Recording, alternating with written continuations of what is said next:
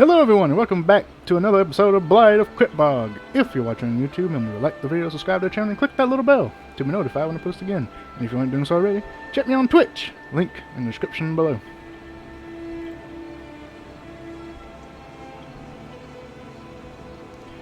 Alright, so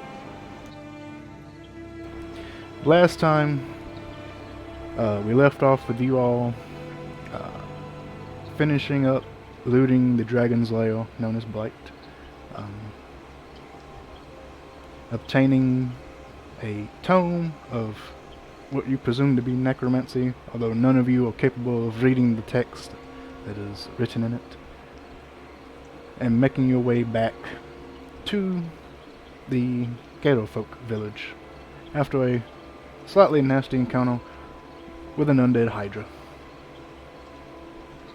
which you valiantly vanquished. And that is where we pick up, with you just finishing up your casting of Identify on the tome.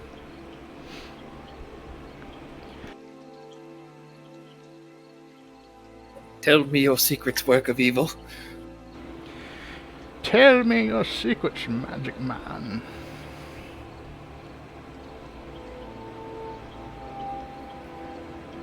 Alright, so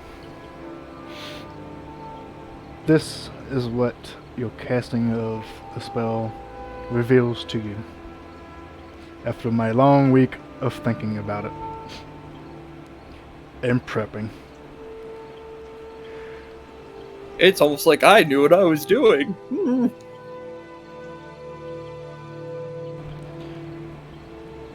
Alright, so after you have finished casting the spell, your divine magic's taking hold into the tome. Its nature is revealed to you. The tome is magical.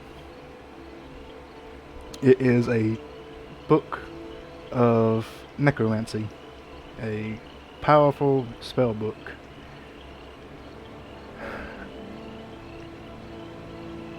And it is tied to a powerful being that is sealed away. And then you also learn the way to destroy the book, if you so wish.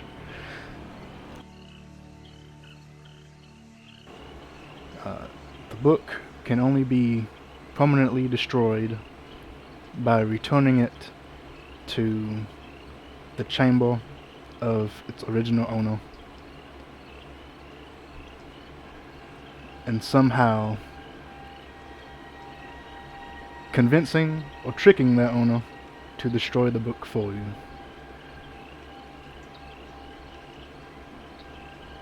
The only way this book can be destroyed is with the magics of its creator.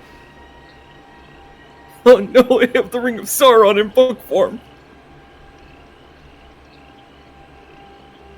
Yeah, kinda. Alright, Anything more specific you would like to know? Because you just cast Identify. You kind of basically learn everything you want about this book. I'm just, giving you like a brief overview of what you could learn. am I able to parse the particular name of the entity that it's connected to?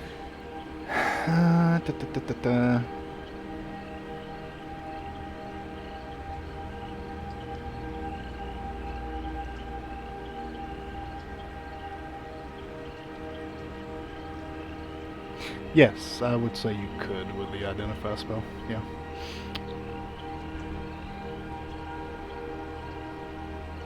Who has created such a foul thing?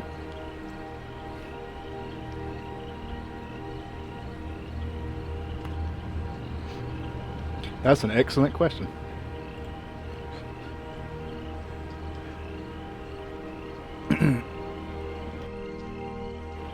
Okay, the name that is revealed to you is...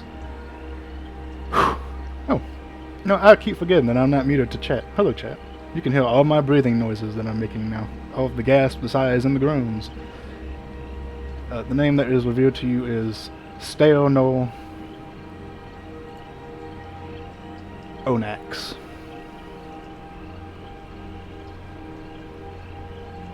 Steoner Onex. Yes.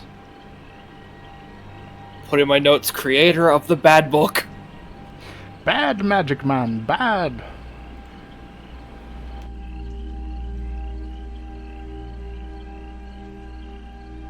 Also, chat, do they sound okay? Can you hear them over the music and all that good stuff?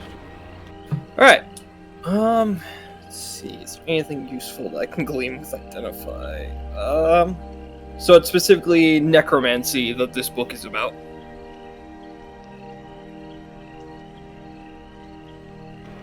Yes, this is a tome of necromancy with various necromancy spells contained within.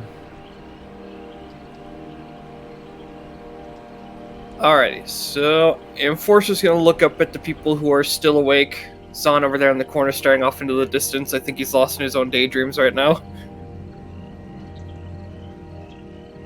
It would appear that our witch is not responsible for this book. However, she is delving into things that she doesn't fully comprehend, I'm sure. Same. Are you sure? This book was created by a being known as Steonar Onax, who is currently sealed away somewhere and is the only person capable of destroying this book. Whoa. The Steanor Onax? You know of this being? Oh, absolutely not. My question is, why do you assume just because some big evil creature created it and has to be the one to destroy it, that the witch doesn't know about this stuff? Oh, I assume that she knows these things, but she is overconfident in her abilities. I find it better to assume the person I am targeting is very well versed in what they are doing, because otherwise I may become overconfident and die.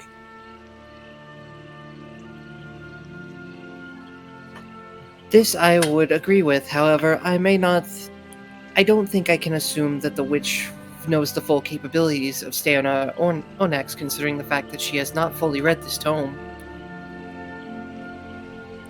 I doubt that she hasn't fully read that tome. Be that as it may, I feel that she is no longer a palpable target for our mission. Our mission being to stop the flood of these undead, I feel that this Onax would be the individual we're seeking. I tend to go after the closest target.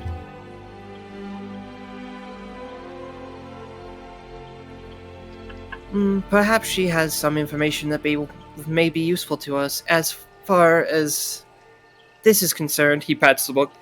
I don't exactly know where its creator is currently sealed. However, somebody had to reclaim this tome from him. Hey Josephus, do you think that witch might have stole that tome, read it all, and then tricked the dragon into doing the things inside of it? Yeah, that could very much have happened. Do you think she could still be causing the undead directly in this swamp since she is here and not locked away in some other dimension somewhere? Stands to reason. So I'm But, not I mean, angry. if Blight was in control of the undead, then it all still makes sense too. As, well, undead without a controller are still undead. So rather than an army of controlled undead, we just have a swarm of mindless. I guess the question now is, are they currently being controlled? Is there a way to find out? Well, I feel like if we watch them and they're organized, that's kind of a giveaway. On an alternate note, if you are seeking further guilt on the witch's part, I believe that it may have been possible that she was using Blight as an experiment on these spells to see if there were any traps within the tome. Further guilt? She was directly aiding the dragon.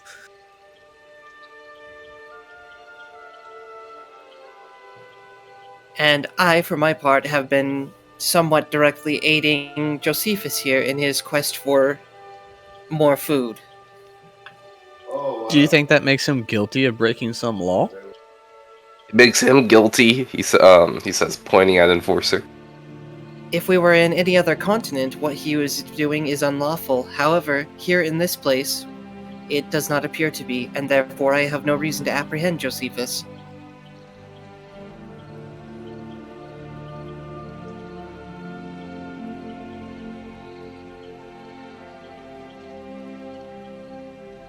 I disagree with him on a morality standpoint. However, he has truly done nothing unlawful as far as this continent is concerned.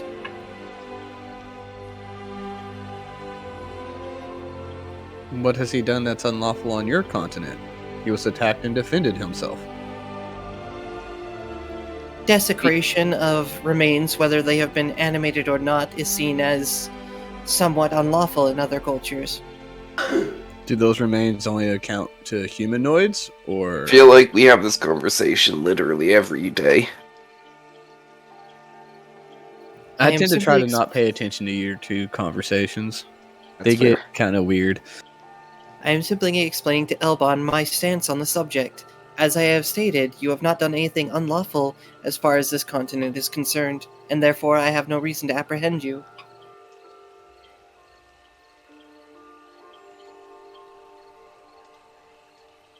It just struck me as odd how much leeway you were willing to give the witch who aided the dragon versus the amount of leeway you tend to give Josephus in your conversations. It's because he still has hope in me. Oh, To put it bluntly, while she has assisted Blight in his endeavors, she herself is not guilty of his actions.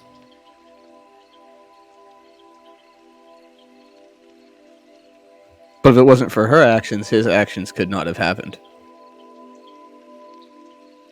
This is true, and so she does have some form of guilt within her. However, it is not exactly, as the paladins would say, smite-worthy.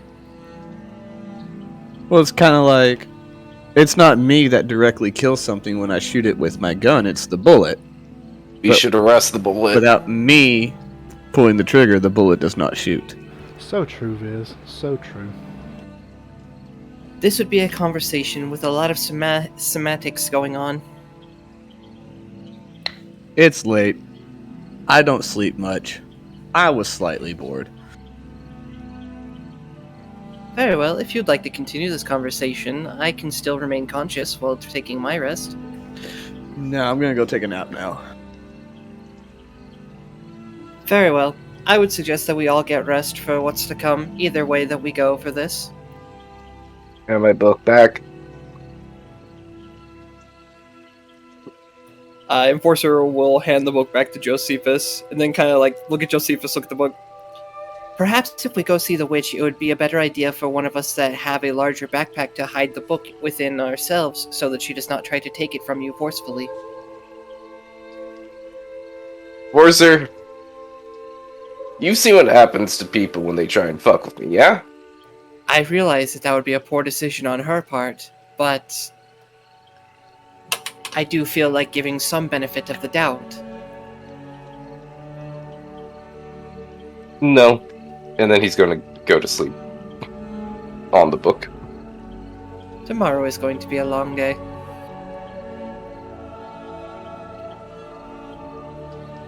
Enforcer will go into his kneeling position facing the door. What are you doing, Exile?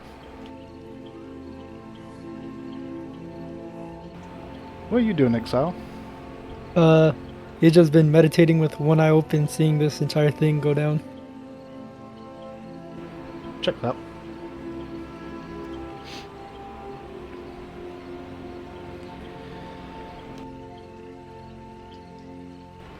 Guess we are taking a rest now? Question mark. Good Long rest.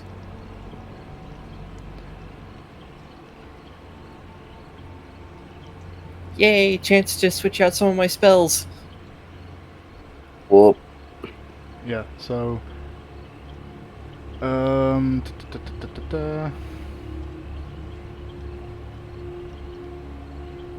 yeah, sure, you can take a real long rest. Two of you had already had a long rest of the day. but that just gets everything so complicated. You can all just take a long rest and get it over with. Yeah.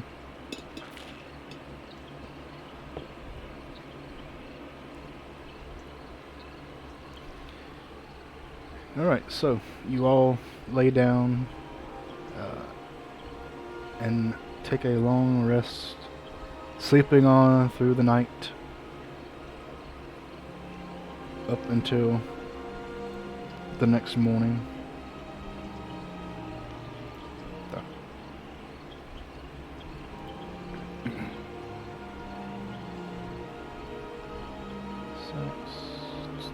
Six, cool. The night is fairly uneventful. You hear the clattering of the townsfolk going about their daily lives throughout the day and night. Excuse me, chat. I forgot. I'm not muted on here anymore. This is gonna take some getting used to. Okay, so Shepard, I have an odd question for you. Yes. Based on the inherent size that I saw Josephus get as the giant constrictor snake, would it theoretically be possible to create a platinum ring worth 50 gold that that snake could wear?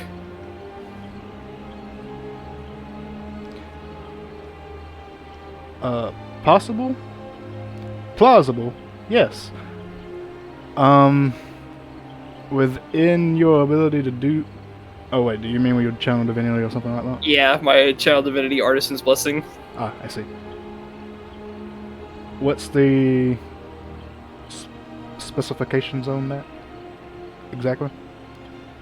So for the particular spell Is I'm there a thinking size of- limit, basically is what I'm asking. Is there a size or weight limit? No, it is... Or, let me double check with that, actually, because I don't know about a weight I limit. know there's a gold limit. Pretty Yeah, sure there's a I gold can only do limit. up to 100 gold pieces. Wait, do you say a platinum ring?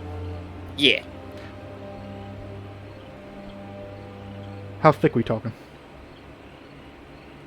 3 C's. Thick enough that it wouldn't snap? I was thinking less on the tail and more wearing it on one of his fangs. Oh. That one's a little bit... Could be a nose ring. For what purpose? First of all, let's just get this out of the way. For what For purpose? the purposes of the spell Warding Bond.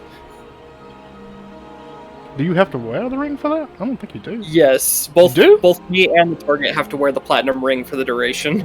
Let me double check that. I've never actually seen anyone do that rule. How long does your forged stained last? The one now? Like the +1 you put on my musket. How long does that last? Till the end of the next long rest, which I can just reapply it, which I would do in the morning. Aren't you using that for this thing? No, like, this would be my channel divinity. Oh, okay. Yeah, the Forge Blessing is just something I can do as a Forge Cleric. Hot damn. Look at this spell. Oh, Technic- okay. It's in the components, I see. Technically speaking, you could give that ring to Josephus, and it is technically equipped when he turns into his snake form. Well, that would be the next question. Would be like, if he's wearing it before he shifts and it is merged into him, does it still count as being worn?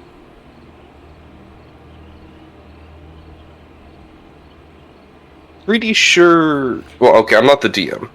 But I'm pretty sure wearing magic items still affect you after wild shaping, so I would guess? Well, we talked about that last time, remember? Actually, Did we? you might not have been here for that. You might have been walked away or something while we were talking about that. We were talking about you. Oh, Yeah, so the way wild shape works is the item is either absorbed into your body or you drop it on the ground. Or if the new form can wear it, it wears it if you want it to. It really comes into if it can wear it. So if it's a ring, like for a finger, and you don't have a finger, you can't wear it. If it's a suit of armor, with arms, legs, and all that good stuff, and you don't have arms, legs, and all that good stuff, and it can't fit your body, you can't wear it. If it's staff, probably can't hold it. Sometimes you can, depending on the animal. Like if you're a monkey, then you could. I would also say actually, gorilla, monkey, that kind of stuff. I would say you could wield and wear most things if it's appropriate sized. Magic items do shift size with you. We actually read that up later. I think we actually found a rule for that. I think. Don't fully remember. So, yeah. Snake wearing a finger ring, not gonna happen. If you made a ring specifically for the snake, like for its tail or even its fang, sure, why not? Yeah, it could probably walk. If you absorb the magic item, I don't believe it still has the effects. I believe that is the ruling in it that I read. I have to double check again. So many rules. So many rules. There's a lot of caveats to changing your shape.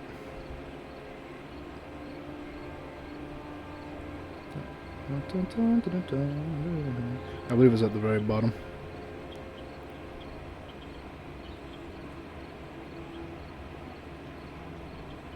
Equipment that merges with the foam has no effect until you leave the foam. Okay. Damn. Yeah, that answers that. That would include magic items as well. That being said, the ring for this spell, not technically magical. It's a magical effect that uses the ring. It's a little iffy. So I would say for that one instance, even though the ring would be absorbed into them, well, they're still not wearing it. It says you have to wear it. And if it's absorbed into you, you're not wearing it. You could make me a platinum choker that when I transform becomes like a teeth ring. See, that was the thing I was thinking of. I was going to make it basically look like a belt on Josephus, but then his snake form wear on either like a fang or the very tip of his tail. I think we're overlooking nose ring. Nose ring could work. Does that count as wearing it, DM? Technically? Good luck piercing his beak, though. Getting it through your beak is gonna suck. Oh no, I wear it as a belt, but when I shapeshift, it goes on the nose. Oh, I was just gonna go ahead and say, let's shove it through your nose, see what happens. No. No. Just no. Wait. Wait. Dumb question. Wait. If it wraps around his tongue, is he wearing it?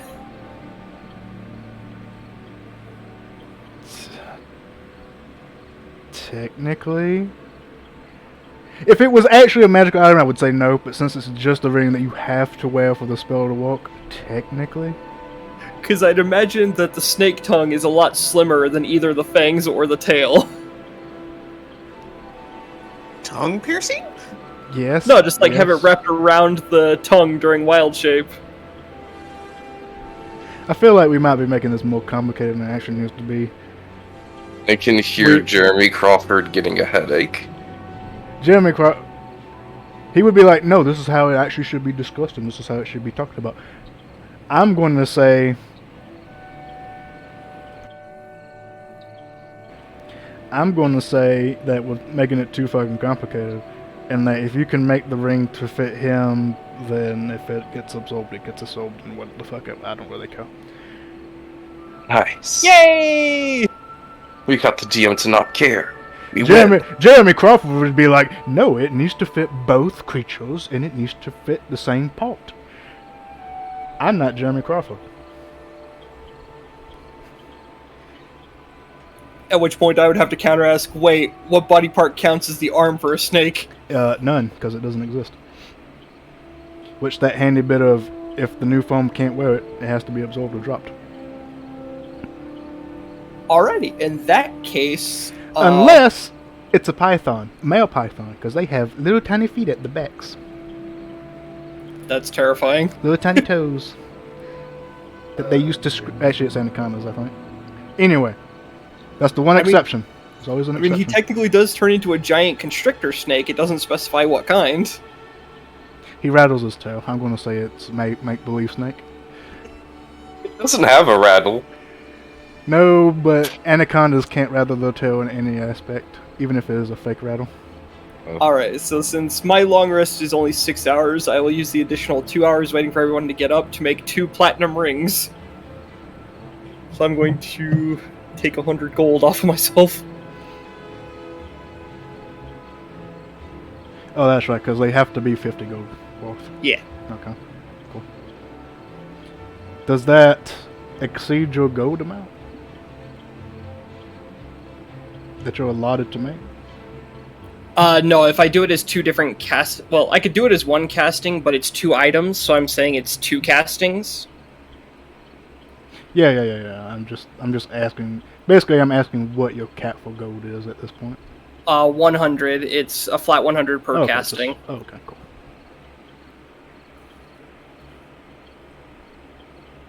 That being said, how did we split up the gold from Blight's thing? Did you? I only took like 300. That answers that question. You did. I've seen several of us. Several of us took X amount, and I think someone just has like several thousand gold on them. I hope. I mean, Zan has a couple of thousand in his shell worth of gems. I'm just trying to remember how much the max was, because I know we were thinking of dividing it up evenly, and originally we had stated that Josephus and I were just going to take smaller amounts. I just can't remember how much in total it had been. I know it was a fairly hefty amount.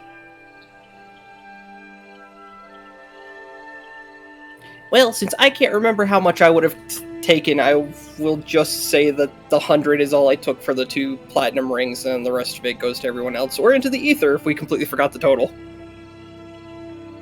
I have the total written down. Okay.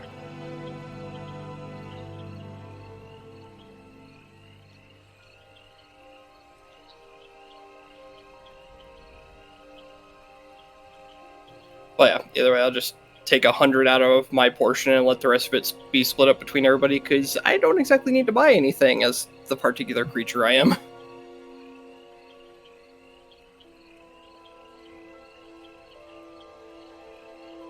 I can't wait to hear how this conversation goes when Josephus wakes up.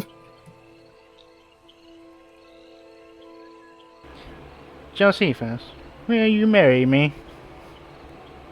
Damn it, Shipper. We were all thinking it. Alright. You was stole waiting the joke from me.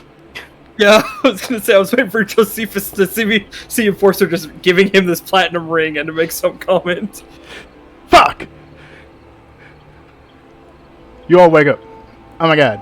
Make the joke. Do it, please. I need this. I need this! No! Okay, as Josephus wakes up, Enforcer kind of perks up and goes, Ah, you're awake. I have something for you. No, hold up. I've been forgetting to do something. And I'm finally going to remember to cast Animal Friendship on Uwu. Okay, cool. Alright, you reach down. You cast Animal Friendship on...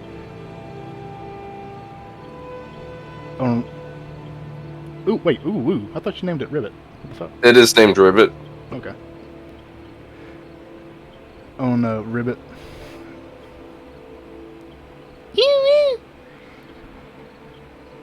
I will destroy your toes! I wish I could understand you. You're so adorable. You can, you just cast it in friendship on it. No. Beast Bond is the one that lets me Beast understand Bond. it. Animal Friendship is making sure that it is my friend. Making sure it doesn't try to kill you in your sleep. Got it. Exactly. Josephus, you've awoken. I have something for you. Is it a lecture? Actually, no, it's something that may help you in the future. Oh. So it is a lecture. Not quite. And the Enforcer's gonna hold out the platinum ring to Josephus. Enforcer, I don't know how to tell you this. I'm not into you that way. But oh no! This is a component for a spell that I'm able to cast upon you. Yeah, listen, I thought y'all two didn't get along. I have studied somewhat of cleric spells. I know you're trying to trick me into whatever that, like, ritual spell is, so that we get, I forget what it is, a defense bonus because we're married, but I don't want to do that. No.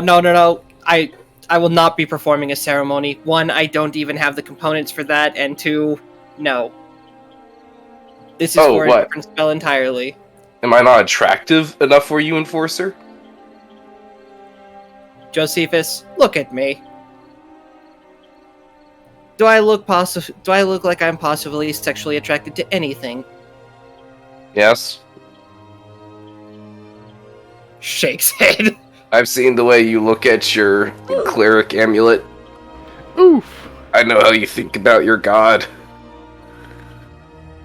That is not only highly offensive, but incredibly sacrilegious. Which makes it that much more risque.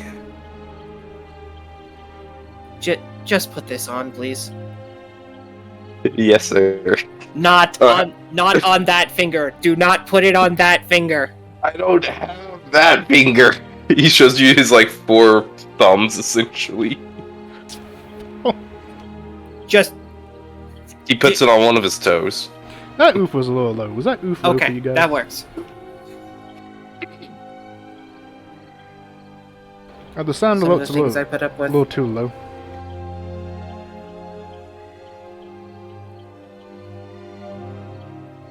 In essence, Big Joe, I am going to make you incredibly difficult to kill. These words have made me happy.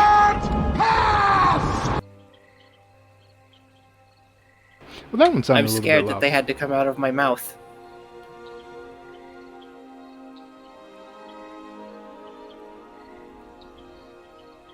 At any rate, I believe that leaves us with the question of what target we are going after today, as Elbon would put it.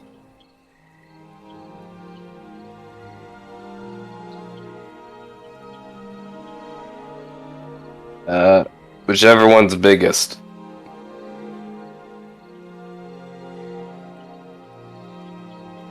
So honestly, it sounds like the cool guy got locked away, because I don't know. That sounds like something you do to something that's big and scary. Depending on how powerful in magic they are, they may not exactly be large, but they will definitely be powerful. Magic modes.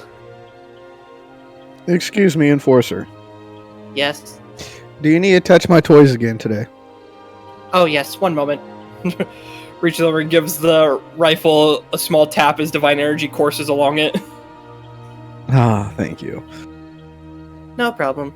It's so nice when you touch my things. Are you already having an affair? I Wait, think it's time y'all to are go. I married? can't believe you, I Enforcer. think it's time to go now. Let's go. I am not prepared for this conversation. So, Josephus, when did y'all figure this out was going to happen? I show him my toe ring. Wow, y'all really went fast. What can I say? I love the gleam in his eye. Is this what they mean by opposites attract? Yes.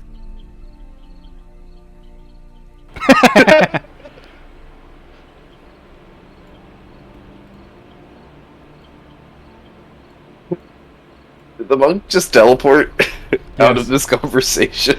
Yes, they did. Yep. He just noped. Not happening. Not here. Just alt F4'd himself out of the conversation entirely. He was thinking about doing that in the hut, but he was just gonna see where it went. Fortune's gonna kind of stop here and kind of be just like standing there with like tapping his chin.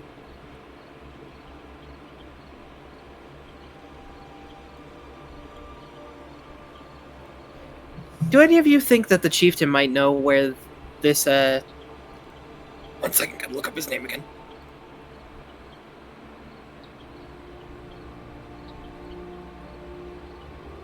Do you think the chieftain would know where this Onax individual is located?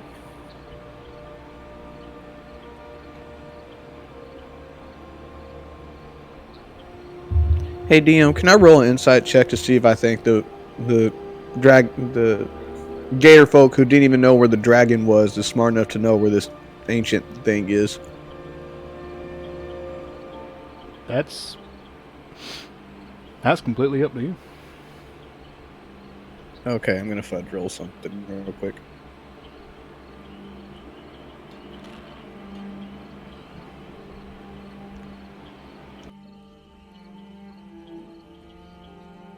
It get lonely out in these swamps.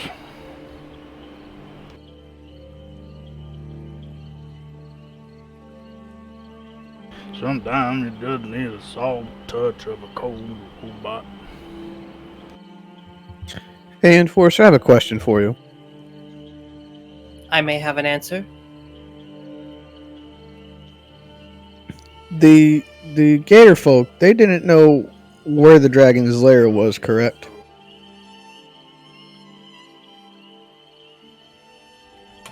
No. So they did know where it was. Well, no, they did not know where Blight had made his lair, but they did point us in the direction of the witch who had been living on the eastern bank. However, I feel that if this Onax individual has been sealed away, it has been for some time, perhaps even a local legend.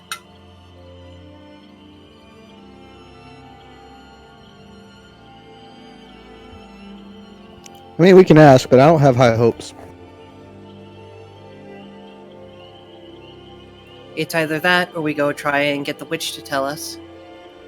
There's also the pedestal. The what now? The pedestal we weren't able to identify.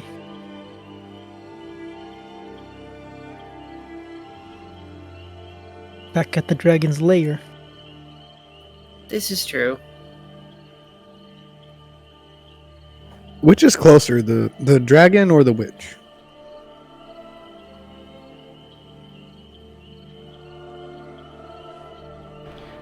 The witch.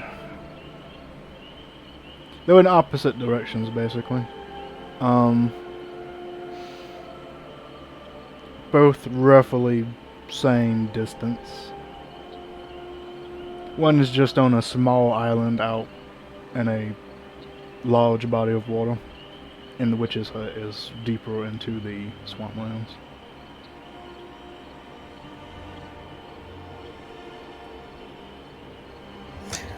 I almost feel like going to the place to try to read something we don't comprehend the language of might be less fruitful than going and asking forcibly asking the witch where for the information might tend to be better than staring at things we can't read. I fear that she may not be forthcoming with such information. I think Josephus can change her mind. Sorry, I'm a married man. I can't do things like that anymore. You can't eat her?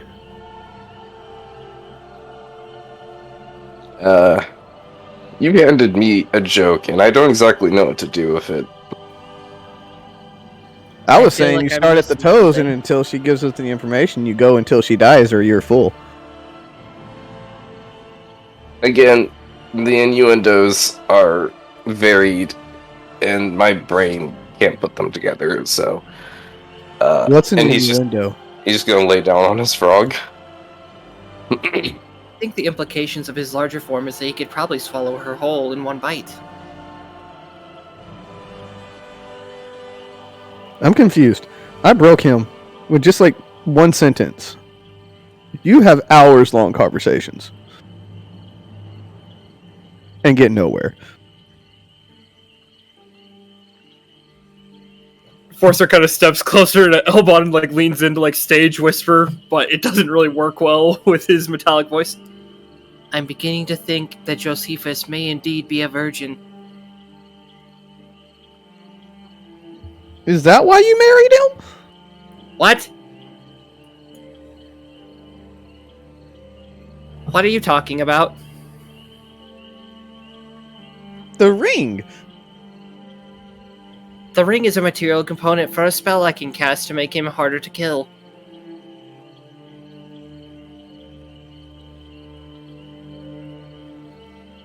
Then who's he married to?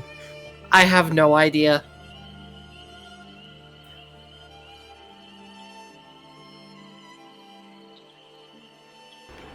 Ribbit. I'm mildly concerned about many of the implications of this morning.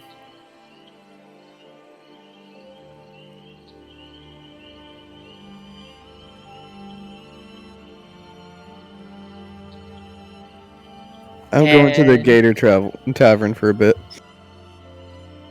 Don't be too long, we're preparing to leave. I need a drink before we leave. It's not even midday yet. Doesn't matter. DM, is anybody at the tavern for me to grab a drink real quick? Alright. You walk up to the relatively small shack, and they're all patrons and inside. The cook is behind I the... think we broke the DM as well. I was hitting the wrong button to unmute. I was hitting tab.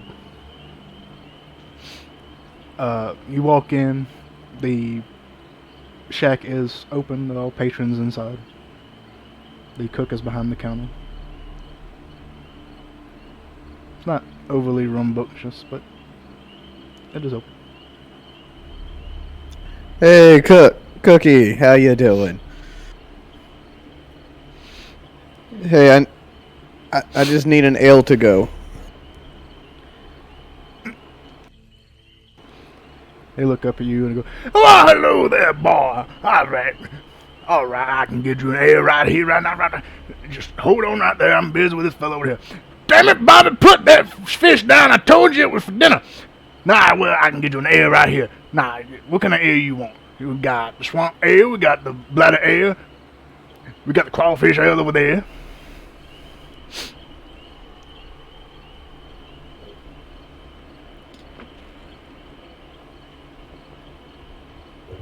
I just put a gold piece on the counter and say, just the closest one you have to you. Well, all right then. He pulls a coin away, grabs out a small bottle of ale, puts it on the table.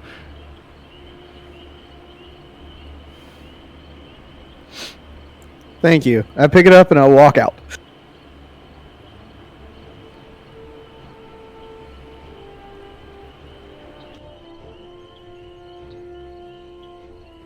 And that's why everyone should be more or less emphatic about their ability to create things. Oh, welcome back, Elbon. I just start sipping on the ale. I'm ready to go when you guys are. Do dead bodies count?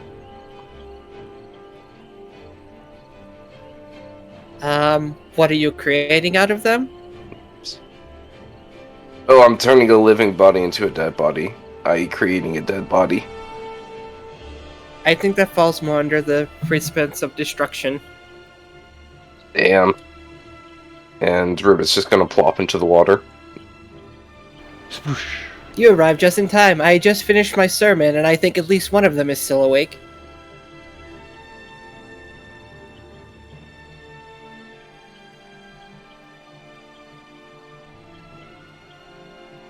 Good morning, Gropper. You walk up and Grappa is laying on the pier, snoozing. You see a sack under his chin inflate with every snore he makes. Hey, old man, how you holding up? He is an incredibly deep sleeper. I gently shake him a bit.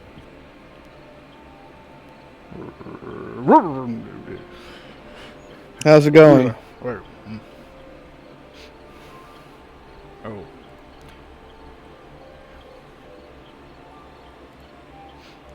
Morning. Good morning, Gropper. Did you sleep well? Nope.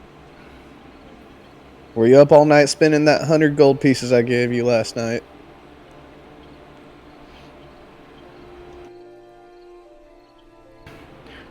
Them gator ladies know how to party. Nice. What does he mean by that? I'm sure you know. You can almost hear the gears grinding in Enforcer's head. Frog Oh. meets gator. Oh. Oh. Frog legs to gator tail, bud. Oh. Oh.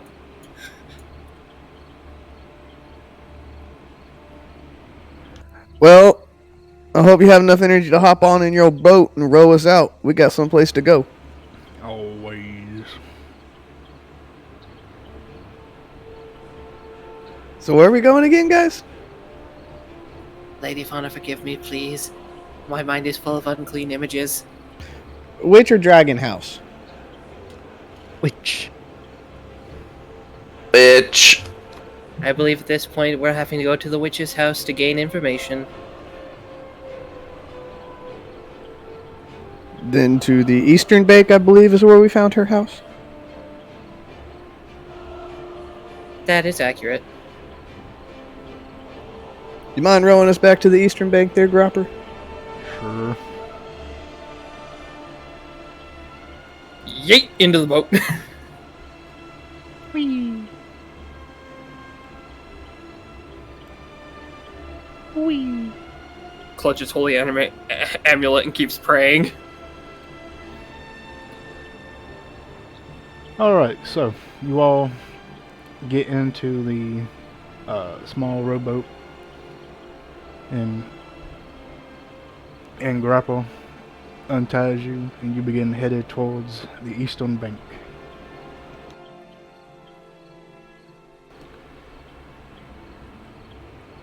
That right? Yes. Cool. During the travel, I'm going to kind of look at Elbon and Josephus. How quickly do you believe that this is going to devolve into violence? Oh, my musket's already loaded, bud. Very well. And Enforcer's going to quietly cast aid on himself, Josephus, and Exil as the melee people.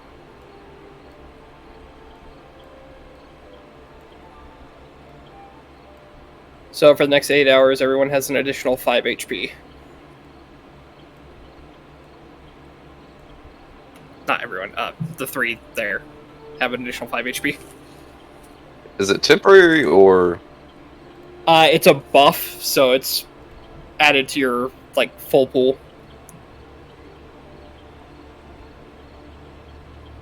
Your max and current are increased by 5 for 8 hours. Oh, that's not even temp health. Cool. It's also not concentration, so it's very bullshit.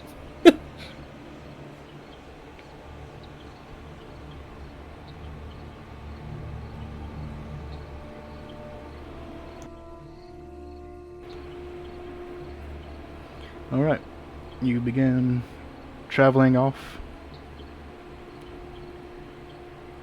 towards the witch's hut.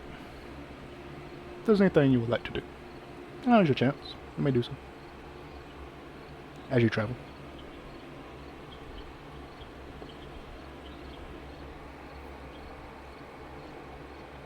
For some odd reason, that did not take my spell slot away. Give me just a moment to edit that.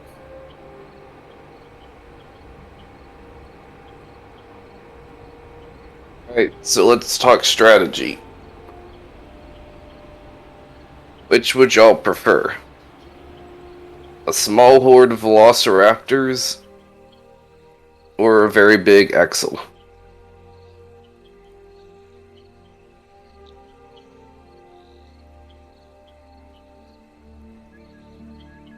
I'm concerned about these choices. I feel we make great choices, actually.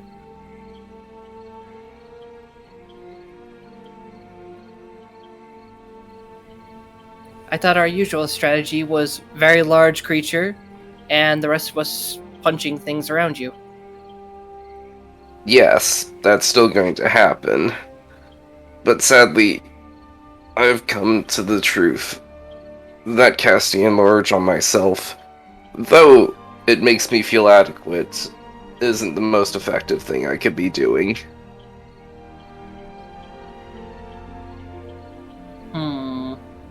Either way, I'll still be huge, so... I feel that if it comes down to combat, the pack of velociraptors would be more distracting to our enemy. I also want to watch Ixel absolutely tear someone apart.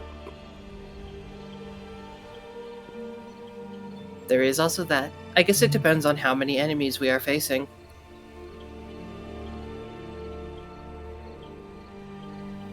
Suffice it to say, if this witch decides to get violent, I have no doubt that she has some undead laying around somewhere.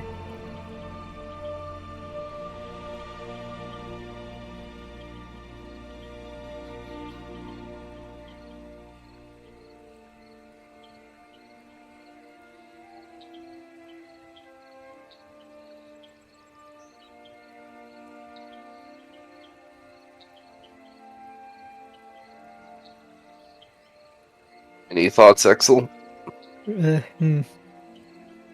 He's thinking about it.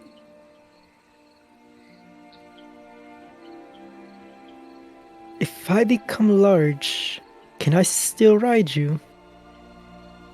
Oh yes, very much so. I'll be huge. You'll be large. Technically speaking, that would make me a more appropriate mount. Then he will nod and turn around. And there he is speaking about having other individuals mount him. Are you jealous? What a floozy. That backfired on me very quickly. I say we just go for it, guy.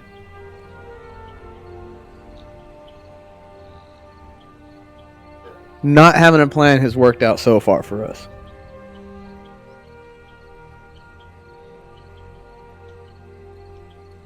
This is technically true.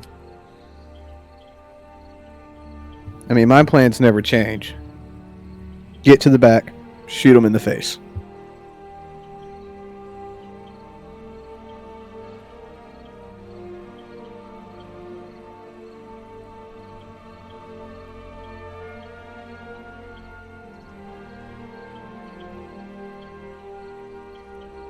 Depending on the time of day that we end up having to face her if she decides to get violent, she may decide that you are a larger threat than the rest of us. Not speaking in size, Josephus. Please don't take that to heart. Why are you talking about my size in front of everyone else?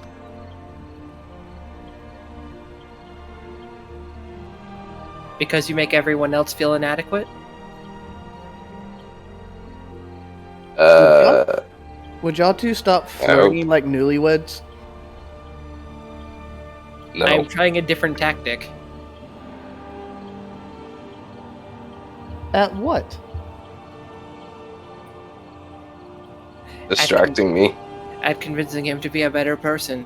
Perhaps playing to his ego would be a better choice.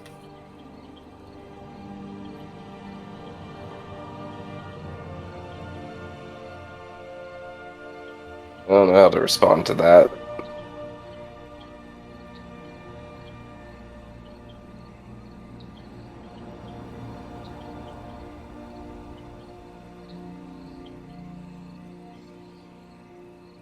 These conversations keep getting weirder.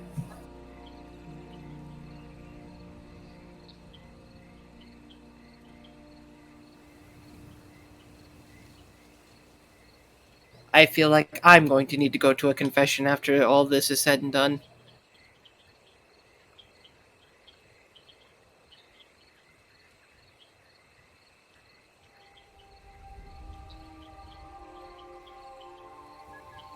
Confession, bar, your choice. I do not imbibe alcohol as you do. Oh yeah, the whole construct thing. I technically could, but it is frowned upon.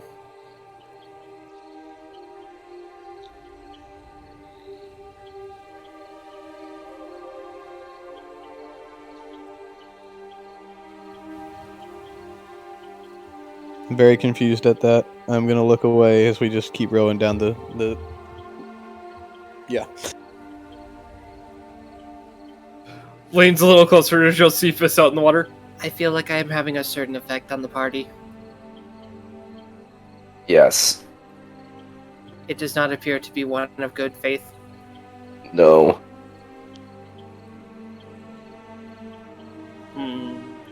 Perhaps a different tactic is in order. You keep saying that. I'm not sure you know what it means at this point. I'm not sure I know what to do here either.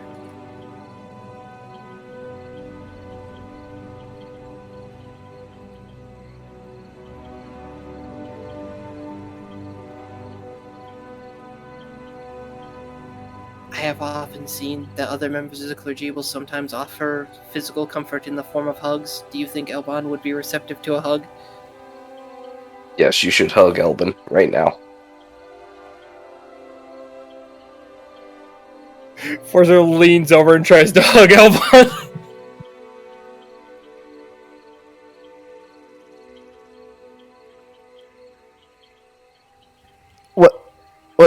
What are you doing? I am giving you a hug. Why? I am attempting to facilitate familiarity that will put you at ease.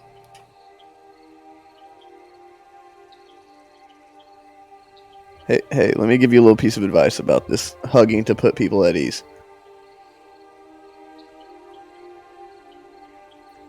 Intense staring. Generally, one, you'll inform them in some way that you are doing that before you do it. Secondly, you're not really good at it, bud. It's not helping. Squeeze harder. It's doing the opposite of help. It's very unsettling. Would squeezing harder help? Not at all. You should practice on Josephus. I feel like if I try, he's going to move away. I'm going to fall into the water. It's a risk you have to take. I get the feeling I have made several mistakes, and I'm going to go back to sitting quietly in the center of the boat.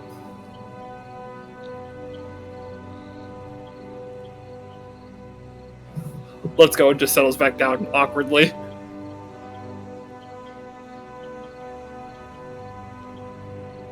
It didn't work, Josephus.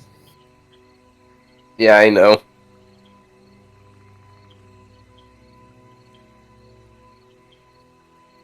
Grapper, are we there yet?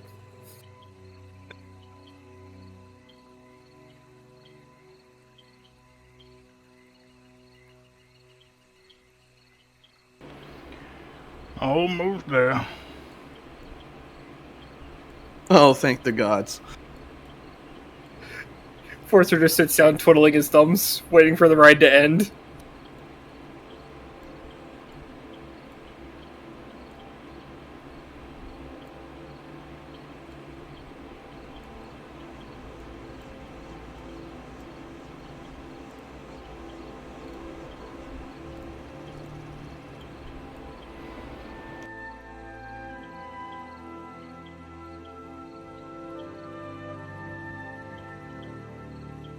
I'm just gonna slowly, kind of do my best to keep water and stuff out of the action of my musket, just keeping it clean as I try to process what just happened.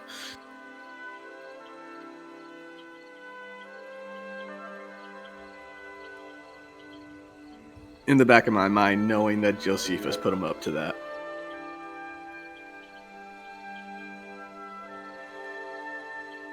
Just this tanky ass Warforged just leaning over to give you a hug awkwardly. Yeah, there's going to be some payback for that.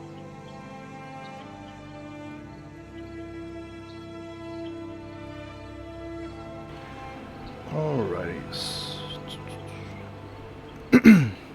Apologize for clearing my throat, everybody. Just allergies. Allergies of all fucking color. Okay. The shoreline to the east bank appears into view, and Grapple pulls the boat in and shoals it up. Oh, thank Fauna.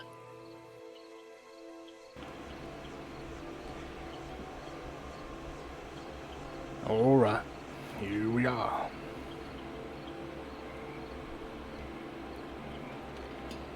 Thank you for your assistance, Gropper. We will try not to be long. If you hear any odd sounds, possibly explosions, probably best to just ignore them. Always do.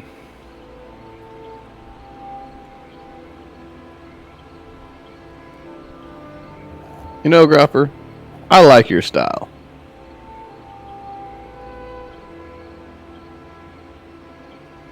That's nice. You're very laid back. You don't get too stressed out. I'm always stressed. You don't sound like it. You carry it well. Thank you. Alright, so from where we landed on the shoreline to the witch's house, about how long does it take us to trek there?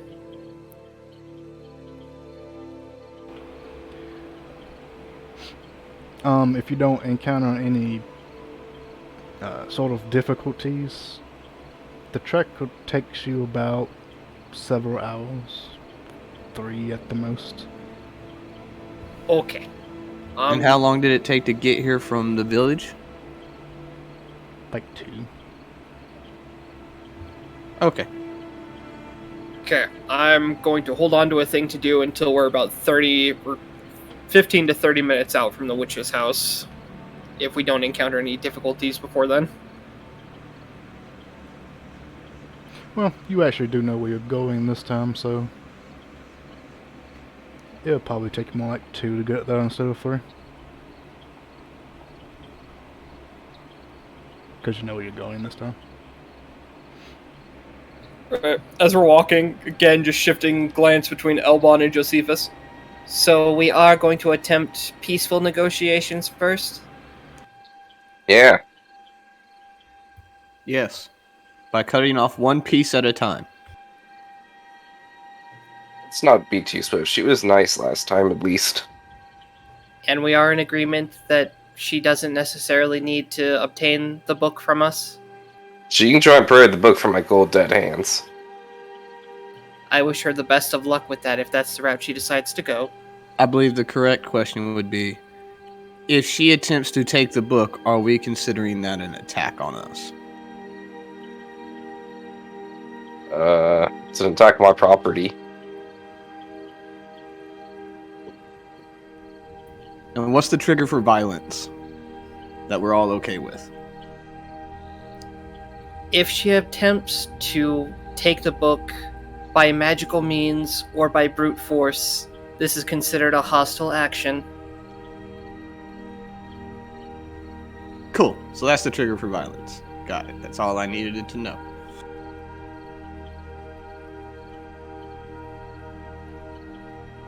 It'll be a clear declaration that she does not wish to assist us in any way, shape, or form, and is therefore hostile. As long as you're okay with this, exile. Adjust his gauntlet. He's adjusting his gauntlets right now. I assume he's okay with violence as well. Zahn is still catatonic.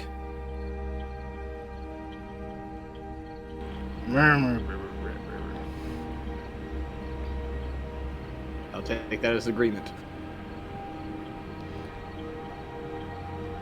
All right, let's go see what fate has in store for us this time.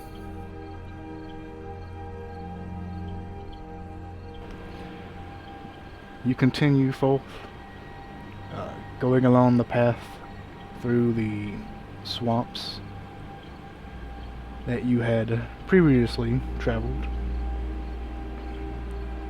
As you do so,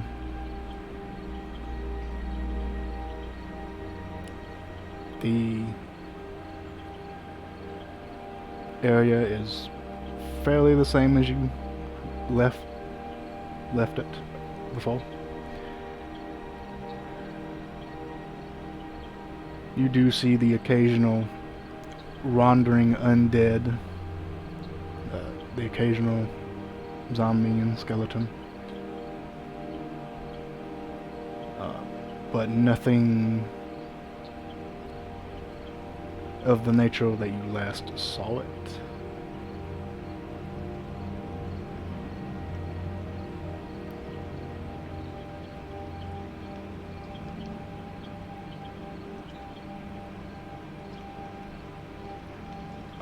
Are you trying to approach stealthily? How are you going about this? I'm riding my giant front toad up to her house and knocking on the door. I'm basically striding up alongside Josephus.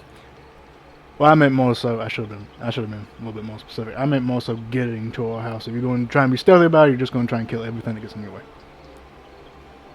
I assert my dominance. Fair enough. I can't stealth for shit, so... Do the splits! Okay, so, guess stealth is out of the box, and so you just march forward. Anything getting in your pathway, you try to tear it down. It seems to work for us thus far. So far, yeah, you know. This is I what mean, I'm being careful not to just completely... I'm not hacking down trees for no reason. I'll walk around trees and such, but I'm not exactly hiding. Alright, cool.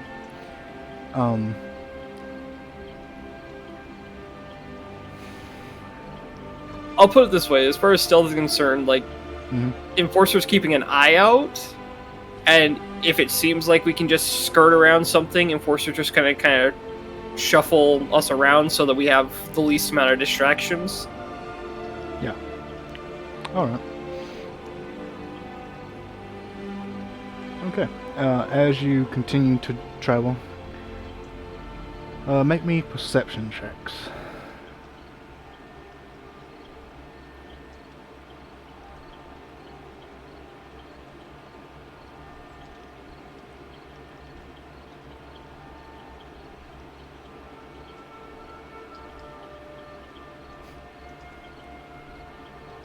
When the druid gets the lowest perception, that's a little sad.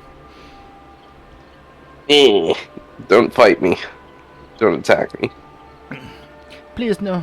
Please don't hurt. No hurt. I'm just going to use Zon's passive for most of this stuff. Hey, Josephus, what's your modifier for that? Good question. 5. That's a +8. I rolled a 1, You did. so get fucked. Get fucked, me. My passive perception's an 18. Ha! Alright. As you travel, Josephus, you are kind of blindsided a little bit.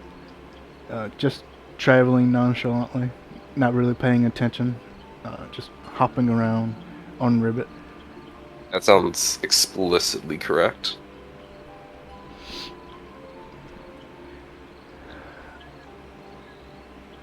And you get fairly close to a very large plant. That doesn't seem too, out of the ordinary. Until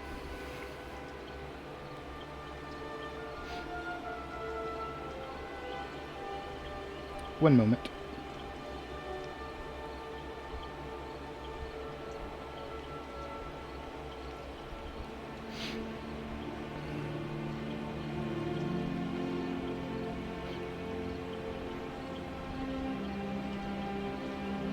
Let me just bring you up here.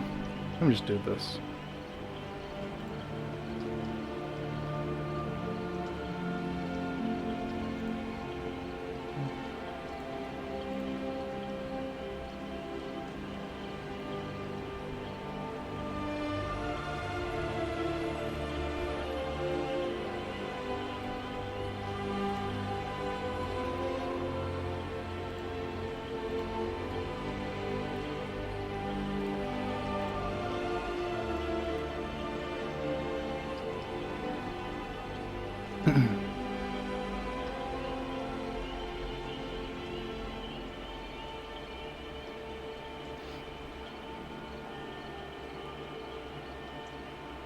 Oh shit.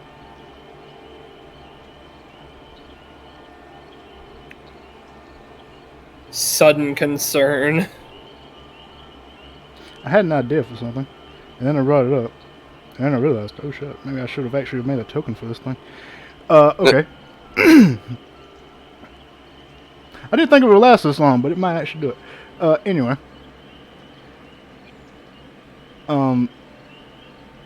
The flower, the plant, attempts to wrap you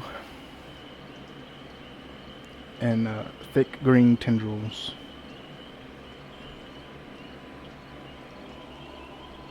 Alright.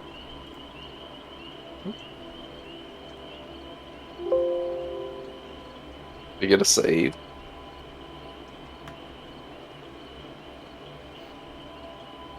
Doesn't that? Oh shit. Huh. I see a problem with my push to talk now. I'm typing in the chat box. That's an issue. Fun, isn't it? Does a 19 hit you? Yes. Wait, what's the boost to my AC that I got from aid, if any? You don't get an AC bonus from aid. Aid was just for HP. Alright, yeah, 17. Yeah, that's an HP bonus. Cool. Alrighty. Alright, so you...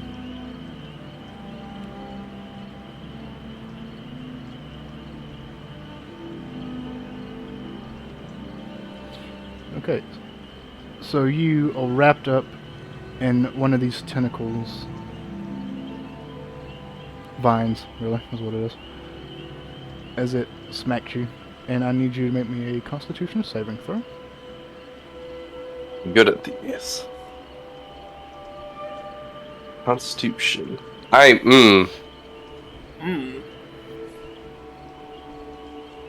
Well. That's less than preferred.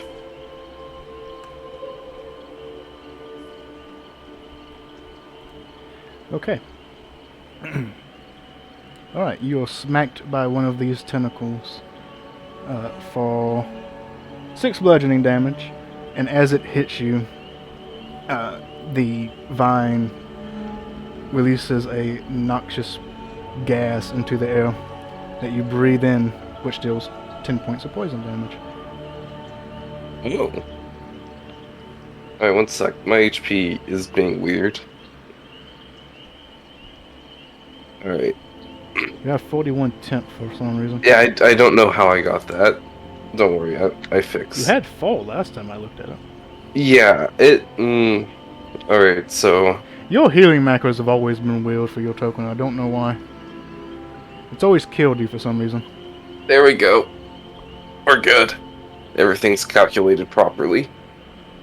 Because I had 5 extra health from aid. So I'm just... Yeah.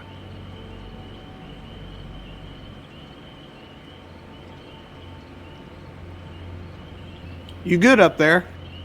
No. Plant's trying to kiss me. You all see this massive plant composed of tendrils and these bulbous yellow flower bulbs is currently trying to entangle and ensnare Josephus.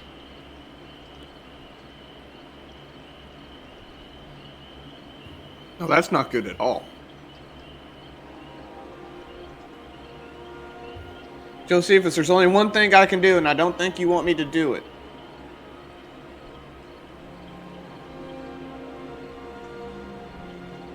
Is it shoot the plant? It is attempt to shoot the plant. Are we in combat initiative? Not really. Enforcer's just gonna take out his mace, walk up, and just smash the plant. Alright, roll to attack. And now that you are there, I need you to make me a... Well, first off, let's get marching order. Where would you have been at during this, traveling time? I was pretty close to Josephus the entire time. Would you have been... How many feet away from Josephus would you have been? I probably would have been in a 5-foot square, so it probably would have attacked me too, to be honest. Okay, in that case, I need you to make me a... You're not immune to poison, are you? No? Nope, but I have resistance. Yeah, okay. Are you considered a construct? No, I'm considered a living construct, so I count as a You're humanoid. considered a living construct. Specifically, construct. Yeah. I'm gonna say you're fine then. Warforged Huh. are weird. Warforged are very weird. Okay, proceed. Yeah, it always confused me why they were only resistant to poison and disease and not immune. It's something to do with Eberron law or something. It's like they're made out of plant material or something. I don't know. It's weird. I don't It's think they're technically actually metal. It's a composite of wood and metal, but it's all enchanted, so it's technically living material.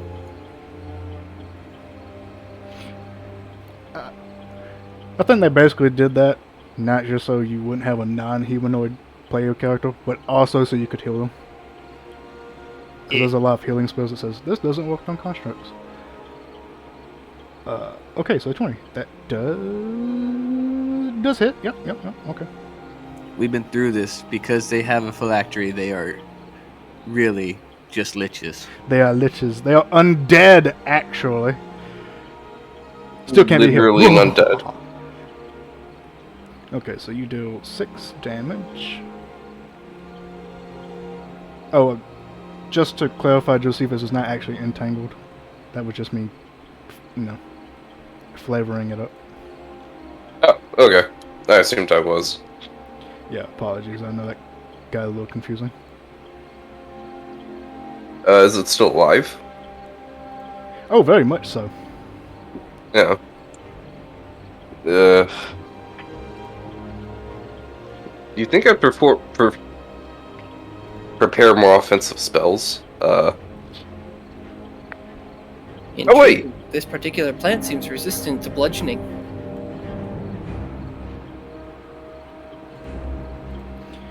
The plant is currently... The plant is massive, by the way. It is roughly 4 times the size of any of you. And now that you're close enough to it, can really see it, you actually see that it has decomposing bodies curled under its root system. Perhaps I should set it on fire. Perhaps. 1 second.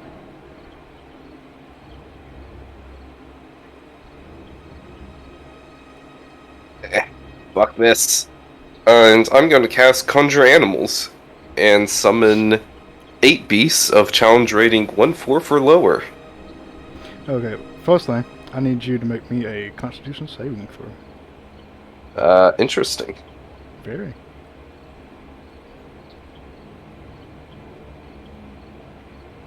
That is a success. As you are now this close, you get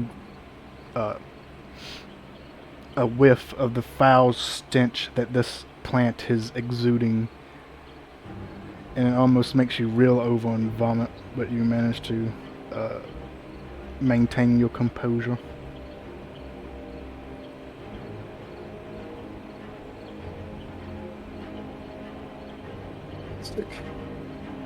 So he's gonna like throw his hands up, say some words in Druidic, and call upon 8 small fey spirits. Let me prepare that real quick. I sincerely hope you've made tokens for all of these 4, 5. wonderful animals you're about to summon. Yep. Boop. There we go. Look at that. So long, internet connection. I'm still good. I'm still good. I'm still good for now. I'm still good for now, but it's going to cause issues. I can promise you that. But for now, we're good. So let's keep going. Just pull up their stats. Is that the right size? I No, believe they're small. they're all small. Let me- Yeah, if they're regular raptors, they're small. If they're Dionacus, then they are medium.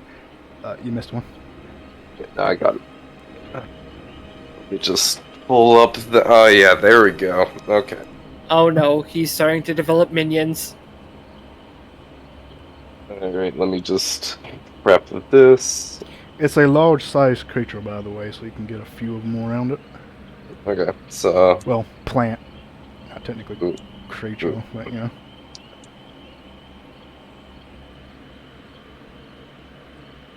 encircle it. Maybe I should have made a token for this thing. I didn't think it would need it until I looked at There the we stats again, and I was like, oh, There we it's go. actually quite beefy. Good boys. Do Oh, they? is it like in the middle there? I thought it was like over here in the water. Some creatures are It friendly. was up in there. I'll just move there because I hate it. So It was up in the air. It is now. You do have advantage because they have pack tactics. Oh, they all have advantage. Yeah, they all have advantage. But okay, yeah. Kill it. I have Anyway. used raptors quite a few times myself. They are wonderful, aren't they? They are. Let me just set something up real quick. Let's see, which one of these attacks is actually good? Interesting. They also have multi-attack, I'm pretty sure, so you can use both. No, they do not. Like, no, are you sure? I'm just checking. They have Pounce, which does allow them to multi-attack, but that requires them sprinting at their opponent, which I'm not going to invest in right now.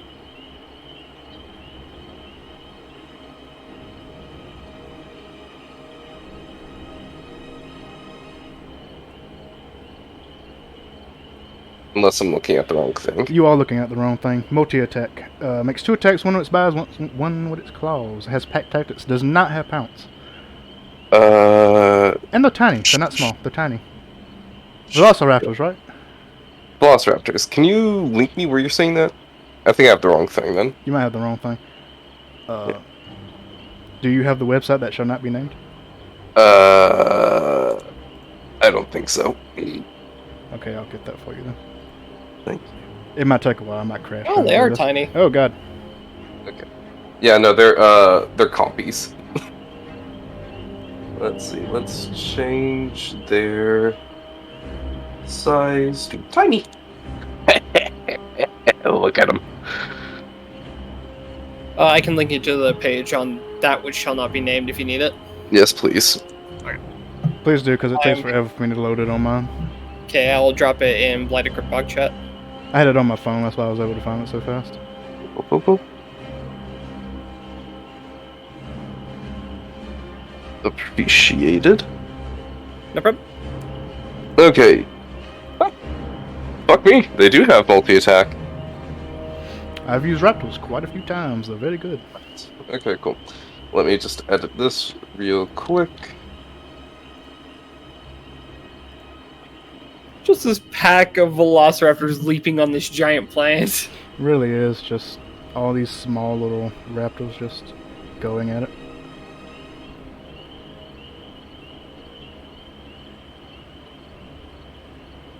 Right. Shit. Where'd that go? There it is. Okay.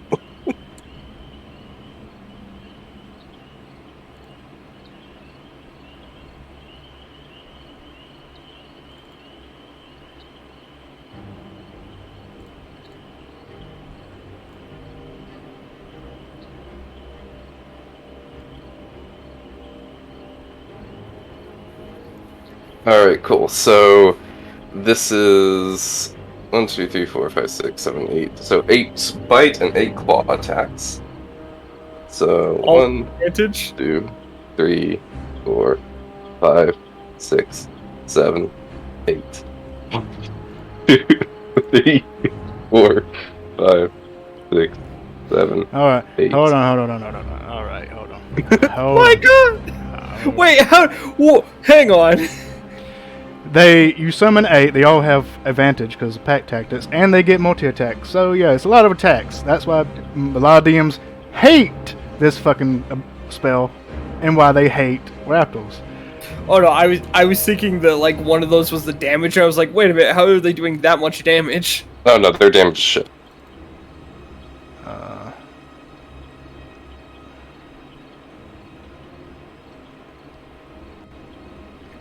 Damn it! I just had it here. Stop it! Stop fucking! Oh my god, chat! This fucking shit is fucking being stupid. Why isn't this working? Why isn't this working? Okay, I was going to try and like drag my own token on here that I had from a while back because this is just insane. But it's not working for some reason. Move. It's not.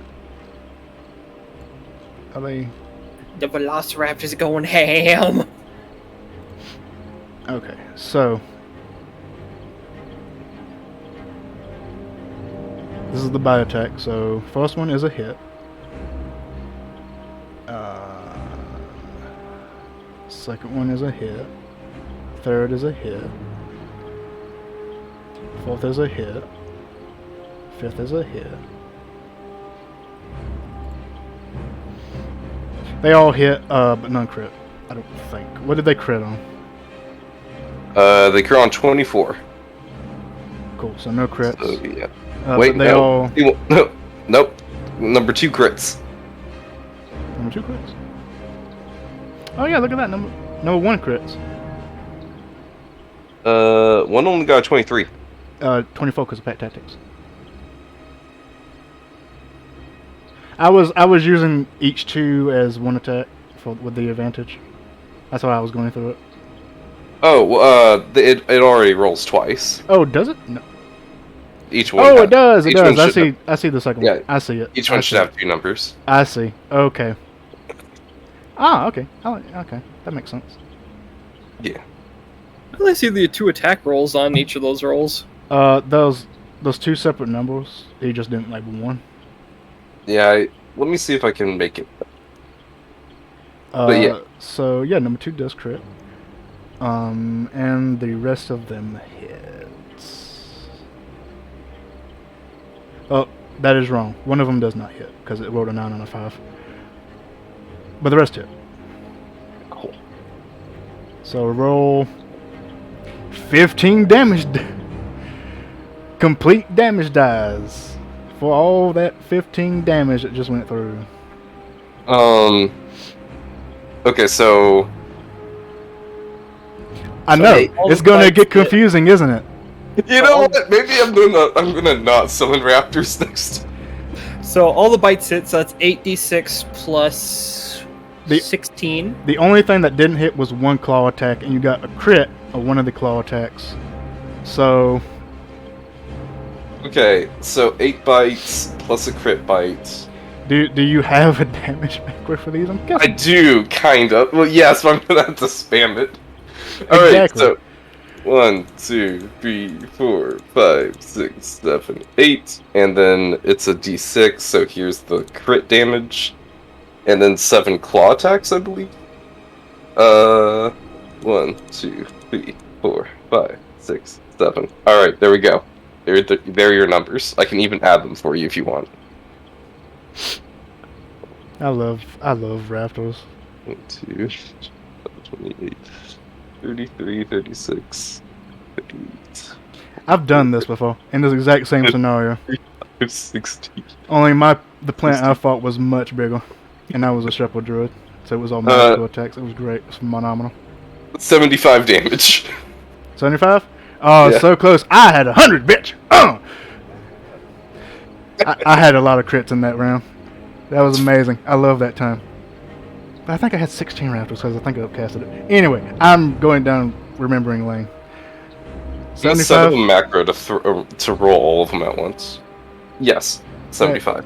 I think that would be probably the best route to go through. We'll do that later. So you said 75, 75 damage. and let me look at the. Piercing and slashing. If that matters. Does not matter now. Cool.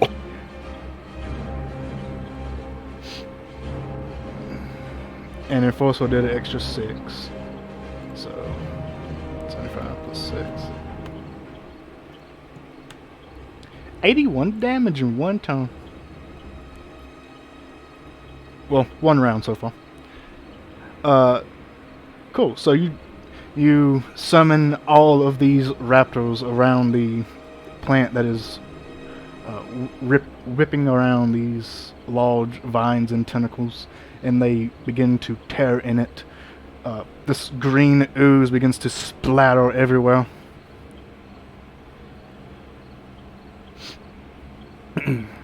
In the vicinity.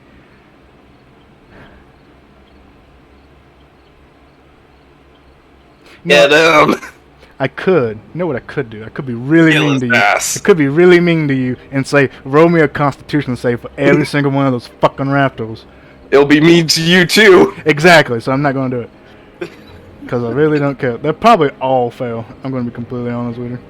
Yeah. Well, the Constitution is They don't it's have plus 1. Yeah, it's a +1. It's better than most wizards. Is it, though? Depends on the wizard. I now have to play the swole Zerd just to spite you. Well, I mean, a lot of wizards I would imagine have high con because concentration checks. And that's just me. But the plant is still up and thriving. I'm rather concerned that you're starting to gather minions. I'm not. Am I good to make another shot at it?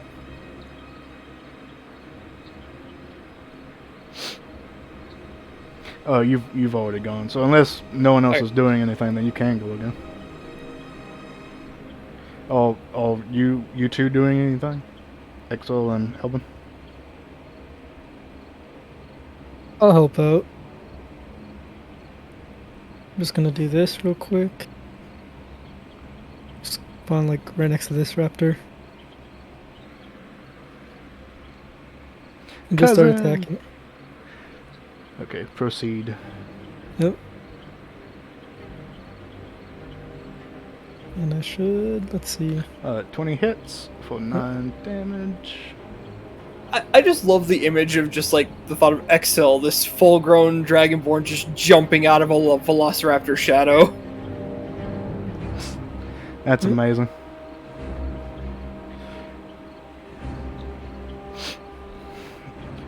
You give one heavy punch to the large plant that is currently being shredded by raptors, leaving your hand with this covered in this thick green sap.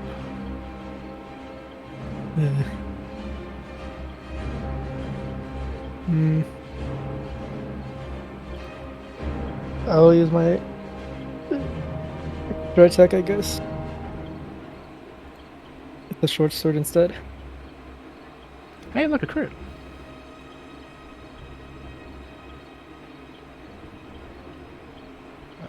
Four, 9, 12 more damage. You pull free your short sword and cut off one of the wriggling vines.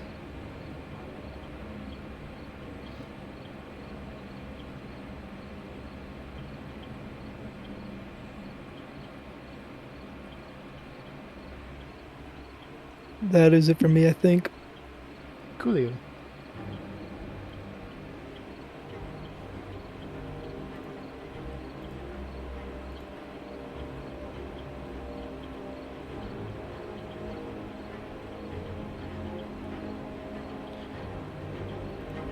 I'm gonna burn it.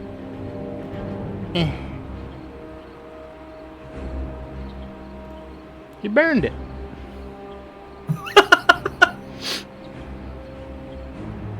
Sorry, it's funny. The one time he's not here, his character actually hits a firebolt. That's gonna be one sad watch of a VOD. Do be like that. That's a little sad. He's hit with a firebolt before, I'm pretty sure. Okay, fair. Positive. He's had a couple Maybe. of hits. It's just last session. It was really bad. But it's fine. Listen, I can't say much. He hit 50 on a lightning bolt, so. That he did.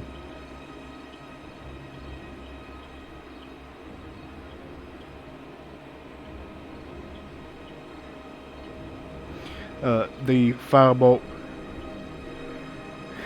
smacks the wet side of the corpse flower as it kind of reels back from the flames. Most of it is now currently shredded and in pieces, is kind of limp. Anyone doing anything else? Raptors are ready for another go. Yeah, Oh, there goes all those tokens I dropped on. I'm probably just gonna save my bullets. It looks like those raptors kind of have this thing covered.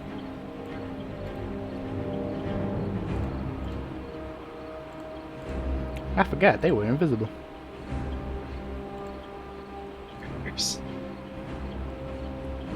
Might have feathers. Oh, it's adorable. Look at it.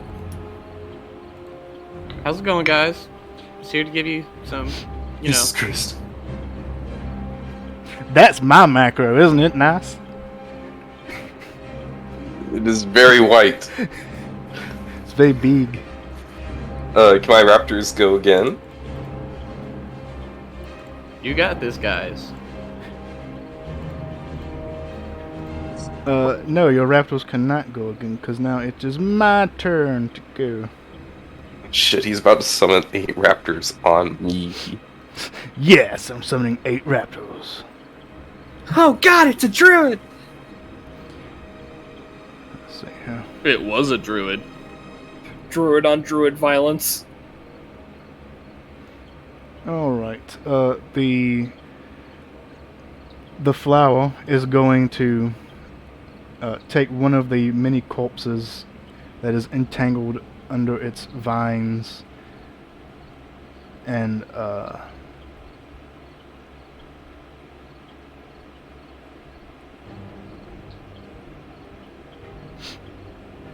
sorry, I lost myself though. And pull it into a central mass of its body.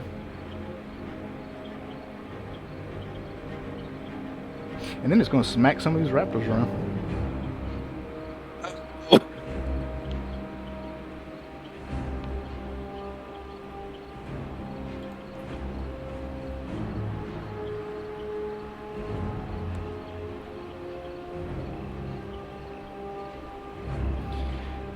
Their AC is 13. There's supposed to be a way to recopy a roll you did, but I don't know how to do that.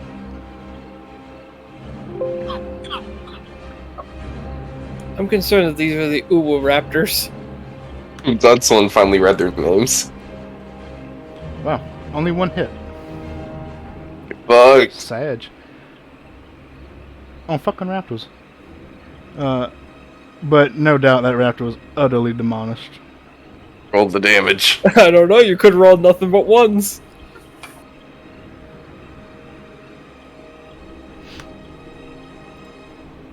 He lives! Or does he? Con save, bitch! Oh shit, oh fuck. In before Nat 20. How do I manually type in a roll? Bracket, yeah, brackets on either side, and then number you want to roll D, whatever you need to roll. So, be a D20. We also we go. learned that /all also works. 16. I fucking hate these raptors. It lives. Oi, Charles! I live, bitch! But it's the ooh raptor, so it'd be I live, bitch! Literally. Hook 'em up! Alright. Alright, Only so, in D&D. yeah, so, go ahead and give me one more round of raptor attacks if you so wish. Raptor bites, raptor claws. Oh my lordy.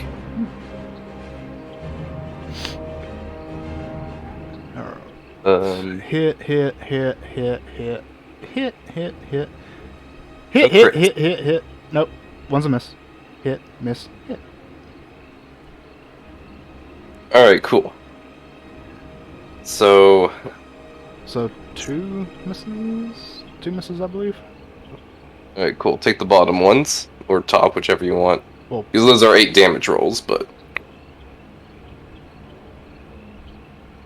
well, you have 16 attacks, right? These are 16 attacks.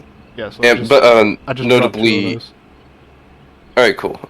Was it bite or claws that missed? I believe they were both claws. Alright, cool. It was the third to last and second to last claw Yeah, attacks. Two claw Or no. attacks. Alright, cool. So only 6 claw attacks go. 7, 11, Let me know if you go over 22. or 27. Yeah, 27. Okay. As you command the raptors to give another volley of bites and swipes, they tear into the remaining flesh of this flower, and it shrivels up on the ground, motionless. The remaining bodies below it, unconsumed. Reminder that 8 raptors is only a challenge rating 2 combat encounter. Yeah, this is why CR is bullshit. Challenge 8 my ass! Listen, CR is the same thing as power levels in Dragon Ball Z. It's all bullshit. Really is. So proud of all of you. You can murder a dragon and be taken down by a small horde of goblins all in one day. I'm gonna cut off a vine. Mom always said I should eat vegetables.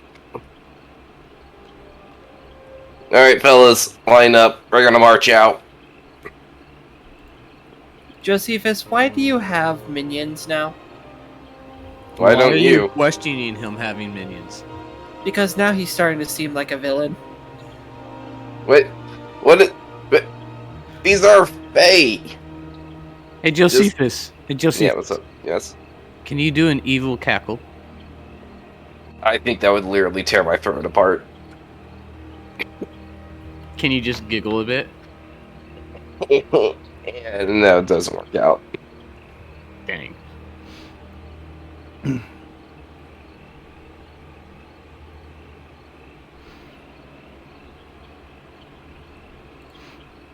Alright, so yeah, so you have them for another hour. I do. Why are they surrounding the poor Dragon Ball? Josephus. He's You just don't- petting all you of them. Oh. They're like little ducklings following the large dragon wall. That is literally the little girl in Jurassic Park who gets fucked up by those little raptors. It's true. This does not end well. Friendly. Axel, I do want to point out,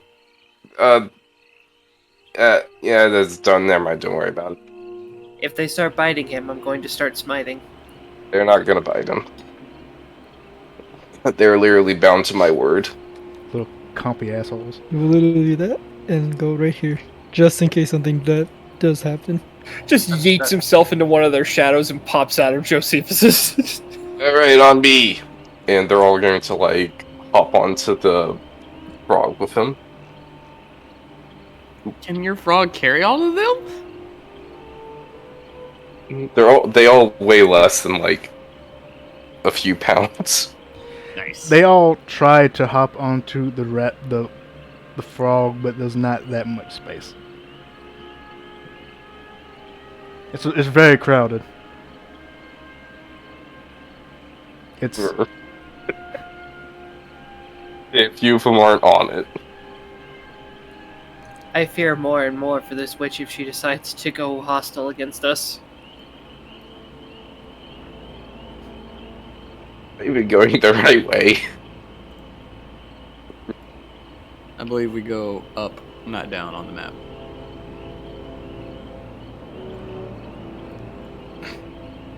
Wrong up. Oh, oops. Was the right? This way, Josephus. It's hard to see past all these raptors. How long are they going to be around? An hour. And you Don't can forget, just spontaneously he can- summon all these. He can just Yeah. do this again. Multiple times a day.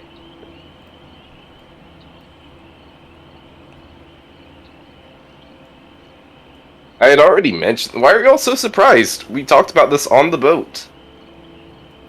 Honestly, half the time I'm not even sure if you're trying to pull one over on me or being serious. Again, I tend to just assume take people at their word. It's much easier that way.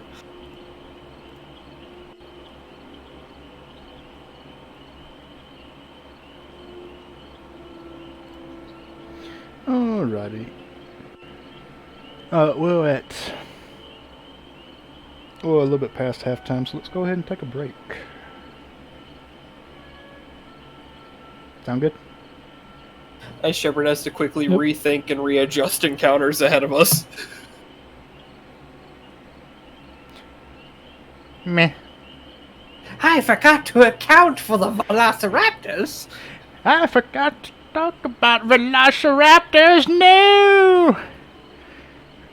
Whatever shall I do against a pack of raptors? Fireball. Alright, chat, we're gonna be right back. Wow, look at that transition! Cause I actually did it now. It's like that. It's not so From like abrupt. level 1 to level 5, the most terrifying thing are like large groups of small things. But we're gonna be right back. Don't go anywhere. And you hit level 5 and get we'll AoE be right spells, back. and And it if you just leave, you're gonna miss kinda stuff. gets weird from there. So I will be playing a few ads. If you're subbed, you don't In the see darkness. ads. So maybe you should drop a sub if you're not subbed. Smile. And I will see you all in a little bit.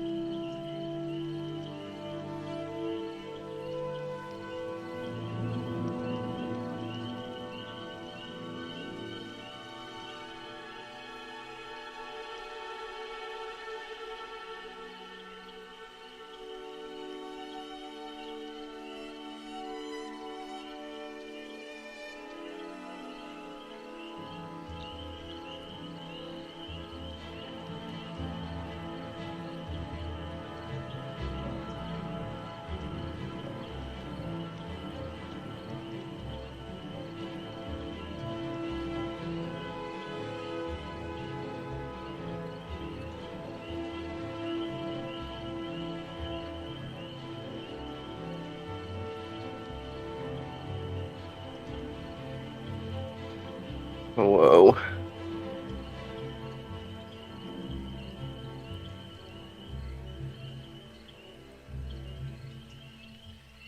I have not left. Holy shit.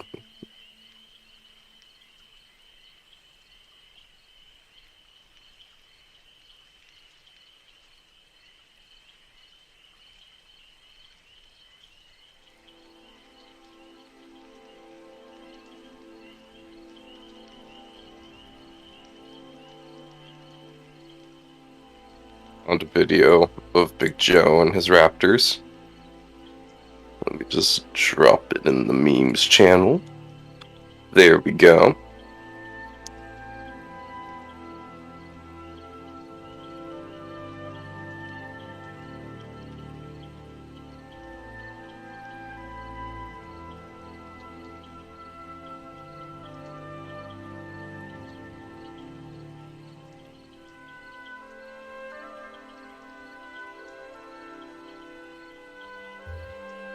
So we're gonna sick the raptors on the witch.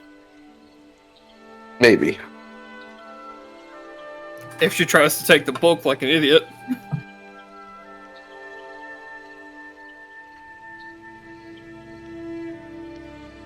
And before it turns out she's some sort of eldritch abomination. I don't care how many tentacles you have, I have raptors. Things you will only hear in D&D.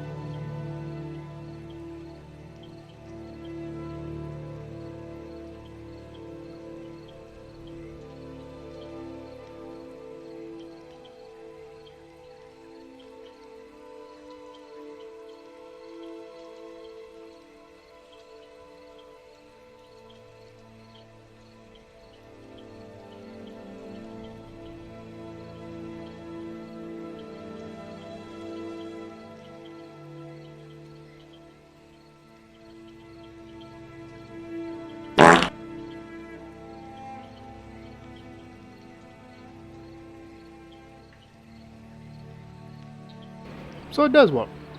So I don't need to have that browser open. Awesome. I thought I needed to have that browser open, but I don't. And that is marvelous to hear. Quite marvelous, fantastic. Hello, we're back.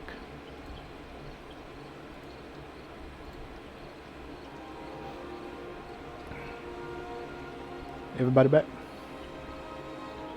Well, Enforcer ready. present. I'm here. Alrighty, let us continue then.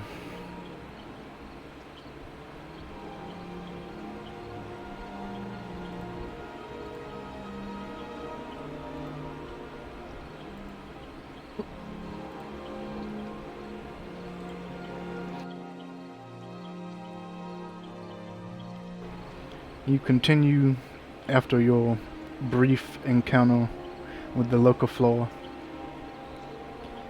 through the swamps, going along your previous trek towards the witch's hut, and make your way up to the large tree that she calls home. As we start to approach it, Enforcer's gonna kind of put out a hand to stop Josephus real quick. Josephus, before this gets any wilder, allow me to show you the benefits of the item I gave you this morning. And I'm going to cast Warding Bond on Josephus. Ooh. Cleric magic.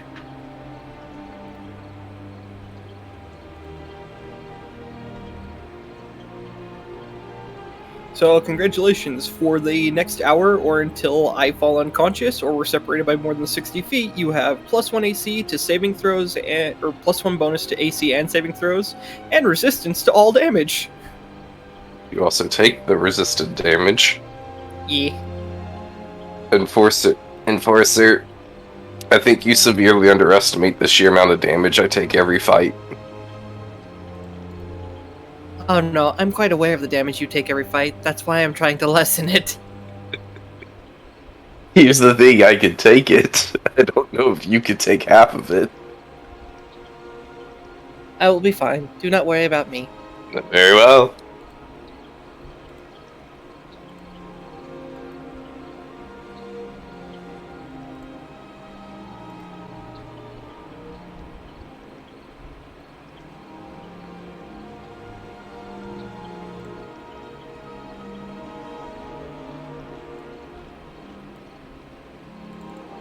Alright, so how do we want to go about this?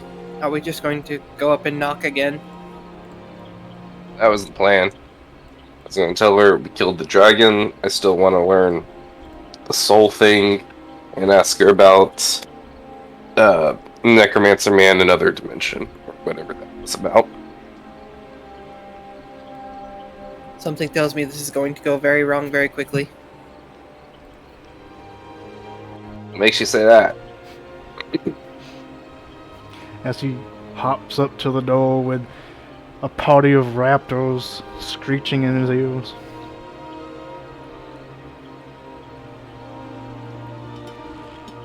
Let's just say that I'm developing trust issues. I literally can't see myself under these raptors. They're just like swarmed up over you, over the frog. Some of them are cuddled up under his wings, other ones are like laying on top of his head. There we go. Just a blob of creatures. Knock on the door. I don't like that they all turn to look at me. Do you want me to knock, or do you think you can? I'll be honest. I can't move under the weight of these raptors. Forcer reaches up and gives a couple knocks on the door. At 5th level, I can summon 16 raptors. I am fully aware. I had a similar plan once when I was playing a Circle of the Shepherd Druid, but I was going to summon like 32 horses at max level.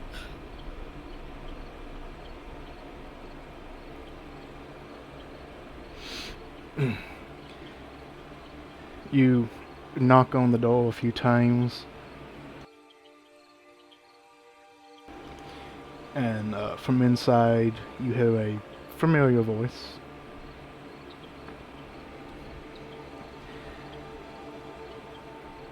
Come in. And the door Yeah, of course. slowly creaks open. Oh, this is gonna be fun. Forcer's just going to look down at Josephus, nod, and step through.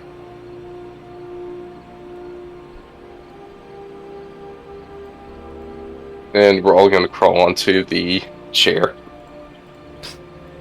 Alright. You walk in, and you see Hetty, well, vaguely where you last saw, standing behind the table. But she is looking at the fireplace, and she seems to be making something else this time.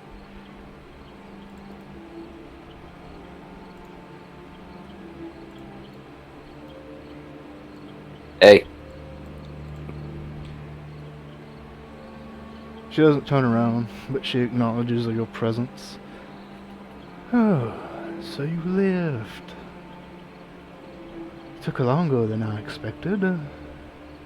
Yeah. So, bad news. We accidentally killed the dragon. I don't think we're going to be getting its soul. Oh, that is quite a shame.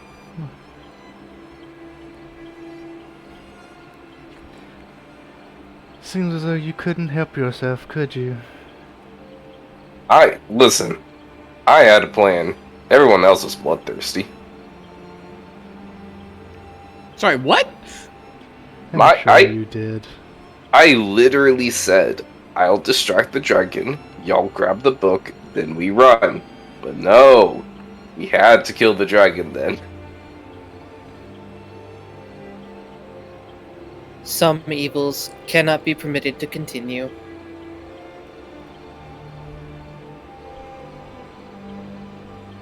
I'm gonna give this to you because you did die in that situation. Yeah, I took the brunt of that thing's everything.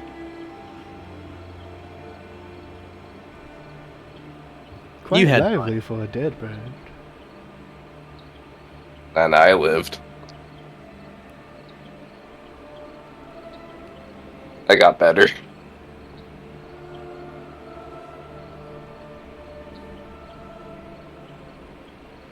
So, what brings you back here? Just tell me you defeated the dragon? But we got the book, and someone wants to know something about a necromancer. I think Enforcer knows the words, I don't. So you came back to learn the secrets as well? Oh, I'd love to.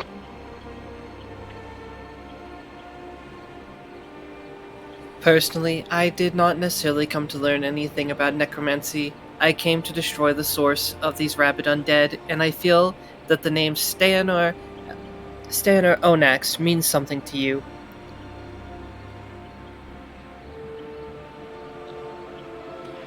Well, if you want to kill the source of the ravaging undead of this lands, you'll need to do a lot more than kill one measly wizard. You need to change the very fabric of the world we live in.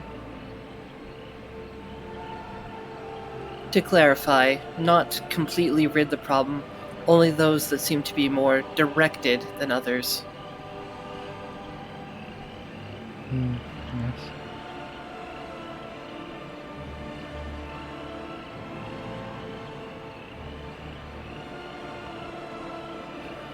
I think Enforcer just wants to kill necromancers. He's got a hard-on about it for some reason. Some do.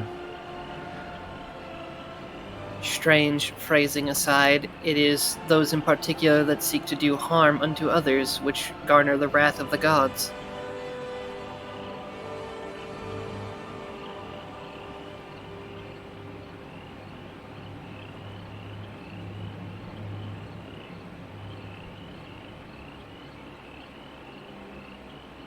In any case, what do you know about this, the guy that Enforcer mentioned?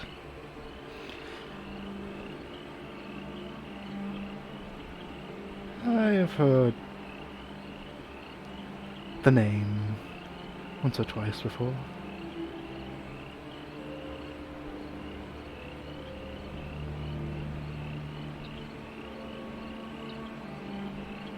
I have to assume that wherever this book was found, it had to have been nearby his current residence.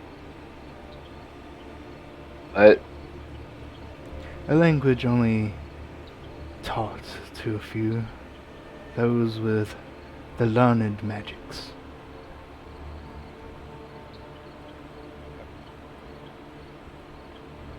I must say, Lady Hetty, I find your choice of words to be somewhat interesting. Books, by themselves, truly are harmless. They are nothing more than words on a page, sometimes instructions. What's dangerous is when people learn the secrets hidden in the pages, and what they can do with them. I feel that perhaps this book is beyond any of our ken.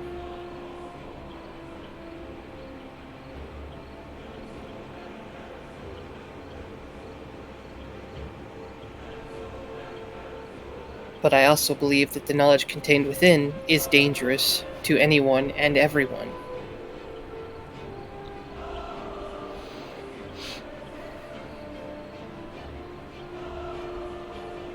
It's quite possible it is. I never got a chance to fully read it.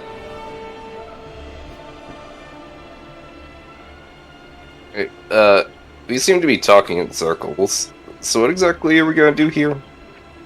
Do you still want to teach me, soul binding? Are you willing to learn?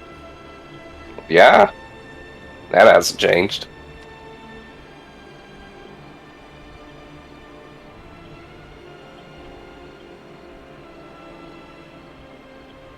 And what exactly do you intend to do with the knowledge written in this book?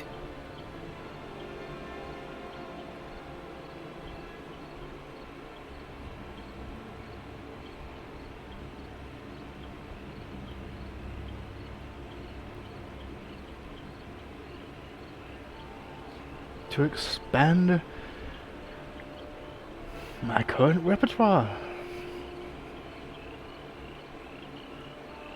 If you had a book that could tell you how to be a better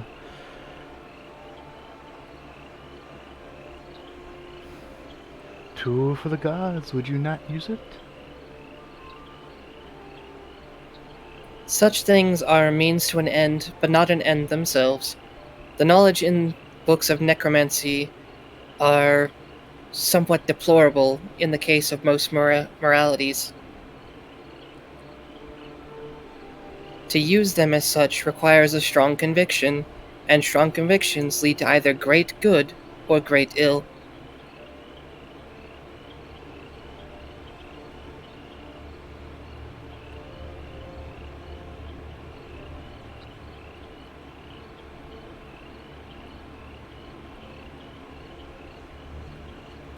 Ah, yes, that may be true for the outside world, but in this land, it's a magic like any other.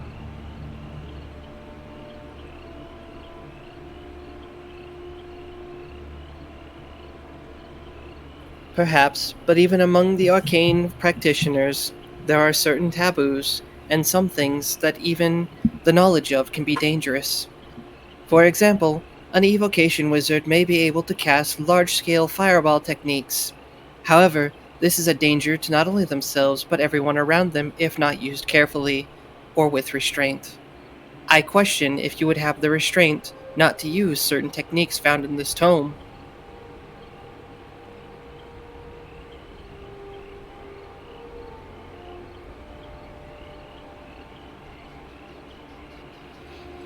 She just kind of gives you a sly smirk. I wonder. We'll never really know.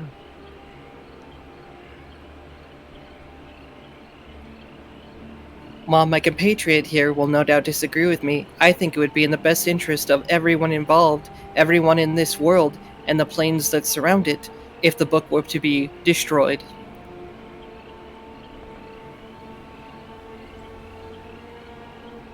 Yeah, sure, after I learn what I need to from it.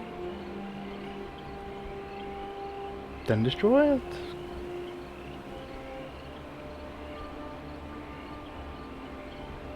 Purge the world of untold knowledge held in the book.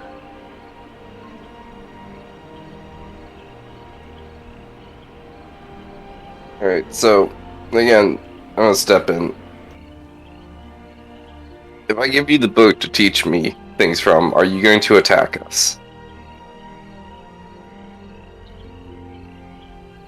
Like, in the moment.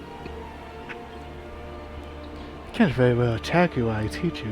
That's not really conclusive. I asked you a direct question. I would like a yes or a no. So that my lie detector bot right here can process if that is your plan or not.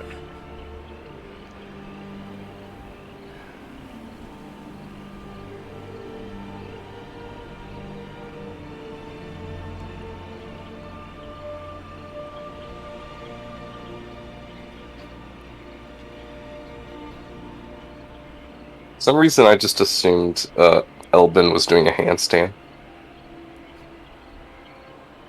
No, he's sitting in a chair and watching the wizard, the witch. Wacha.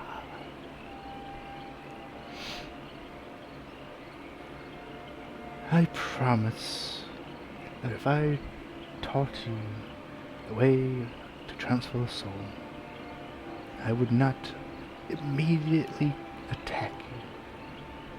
Good? Yeah, sounds good to me. Let's go to tutoring. And he's gonna write Josephus, you heard the word immediately, correct? Yeah. Just checking. Enforcer's gonna start following Josephus, still maintaining eye contact with Hetty as he speaks to her. I must admit that there is some allure to the current situation regarding souls that has me intrigued. However, I do feel the need to warn you. If for any reason you use this knowledge for great ill, the wrath of the gods will fall down upon your head, and you will not escape.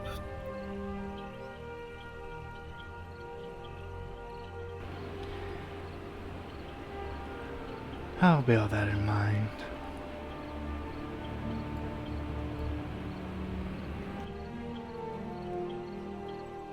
Josephus like produces the book and like offers it and like, all right, let's get to tutoring. Enforcer, do you want to learn too? Yes. Oh yeah, I knew you were a necromancer.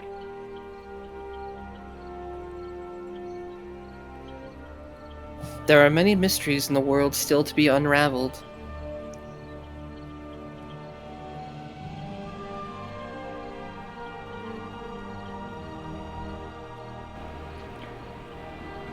She will hold out a hand. The book, please. Well, I'm just gonna watch them learn how to steal souls.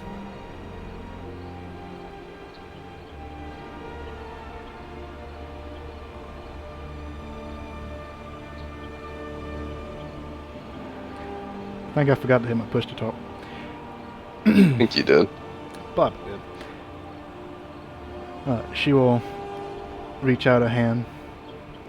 The book, please. Yeah, he's offering it to her. Okay. She takes it. And she begins to open it and begins flipping through slowly.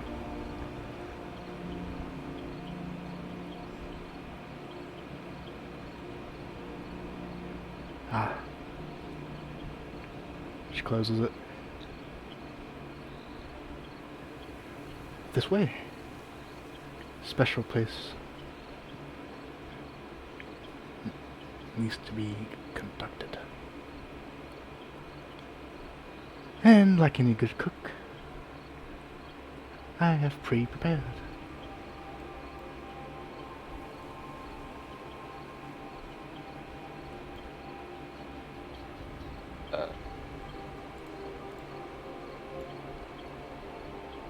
Hey, one of you go follow her. Let's send her after. Oh, she was asking for you to follow. Oh, I didn't hear her. Yeah, she was asking you to come with her. Yeah. But she just like looked left and right and left the room. Oh, was that not me? Did I mute myself again or some shit? Yeah. Yeah. God damn it! I thought I hit the button pushed. I swore I had the Yeah. button pushed. Oh, there we go. Oh. But yeah, so she took the book, flipped through it, closed it, and then asked you to follow her, as she had prepared a place for the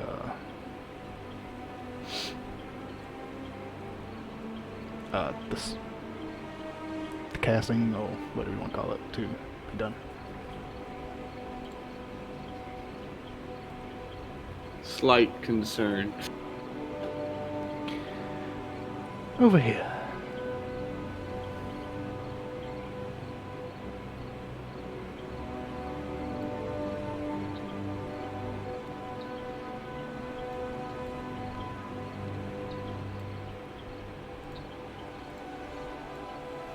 Is this door locked? No. I peek inside. Oh, you meant that door. But no, it is not locked. No, you open it up and it opens up to a small closet. Oh, okay. With a few knickknacks and all that kind of stuff. The things you would normally find in a closet. A knick-knack, a paddywhack. The usual. A fist bangler. Sniff snobs. All that kind of stuff.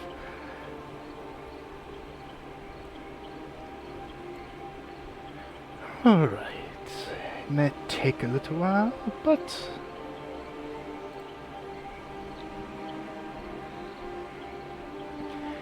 I think this will be appropriate.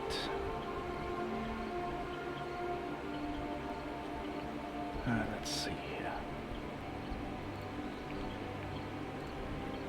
Well, the best way to teach, in my experience,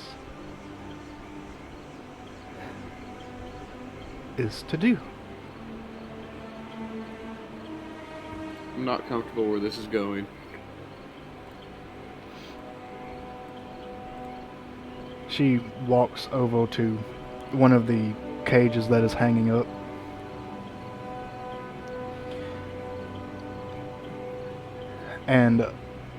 And she pulls out a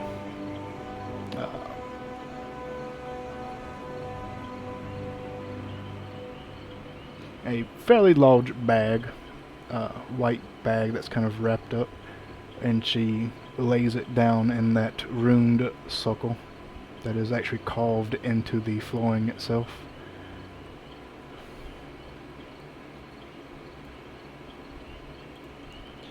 And we'll need one of these. And she reaches over, picks up a small box. It looks like a small wooden, almost like a puzzle box. And she currently has her back to you, and she kind of does the pieces up, and it opens. She lays that down, and she grabs a small, clear crystal, very large, about 3 to 4 inches long. She places that down on the circle, along with the box and the sack.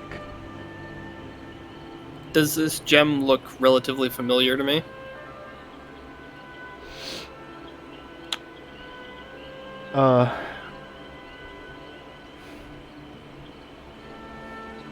It does look like a soul gem, yes. Yeah. That's what you were asking. Yeah.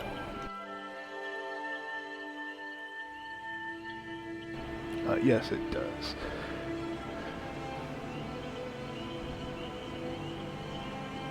As she's like setting everything up, as she pulls it out, I'm gonna kind of lean over to Josephus and kind of explain the significance of soul gems in further detail. Or sir, I know what a soul gem is. Do you know what it's made out of? Well, actually, no. I assume it's some kind of crystalline structure. Fact checking myself because I know it was a very specific type. I believe it was some sort of onyx style. Not onyx. It is a It is not onyx, no. It's not any sort of named specific gem. The gem itself is named a soul gem. Okay. They are naturally forming. They are just conducive the most to the implantation of a soul into a containment. Naturally, they just look like clear crystals. Nothing out of the ordinary, really, that you would really notice.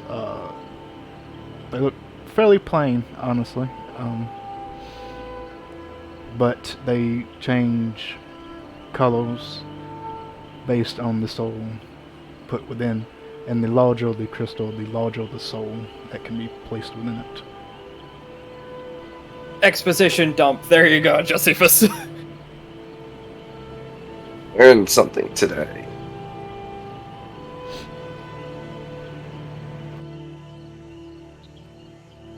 One second, I gotta do something real quick.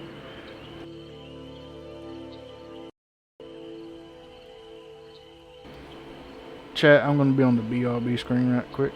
Gotta go do something real quick. Be right back.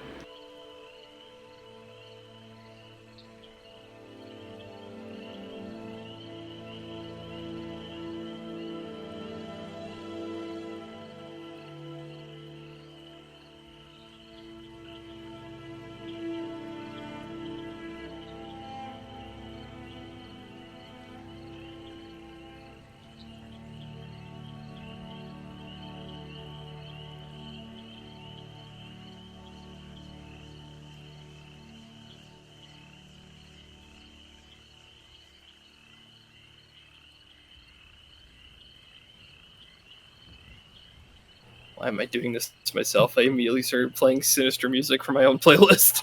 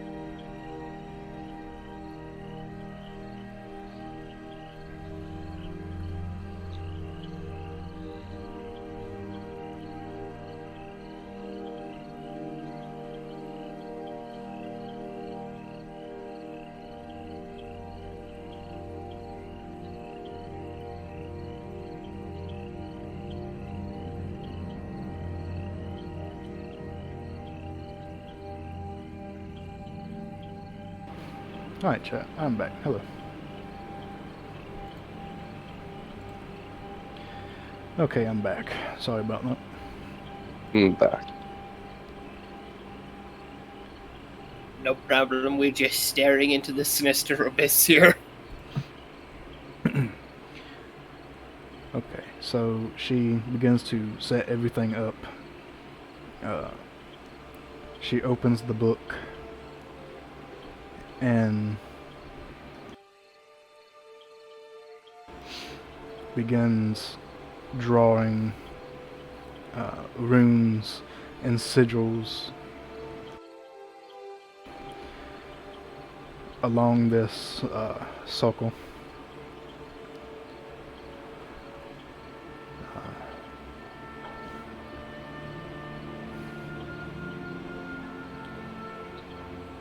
And she begins speaking an incantation. She does so.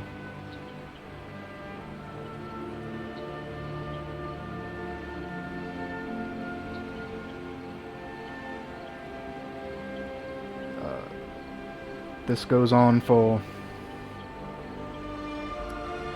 about an hour or so. It is a very long process. And as she does it, the sigil slowly begins to glow, more vibrant. The sack that she laid down begins to glow with this kind of purplish hue.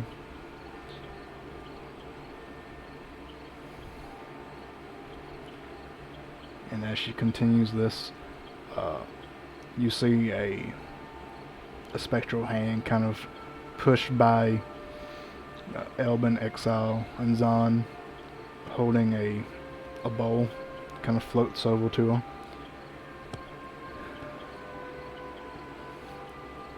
Yeah. She kind of suspends it in the air, and she continues to do this script writing.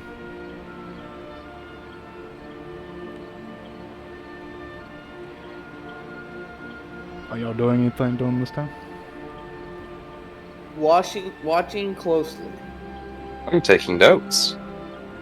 Enforcer's kind of just like lightly clutching his holy symbol and just kind of hoping that the knowledge is being transmitted to Fauna so that she has this knowledge for future uses.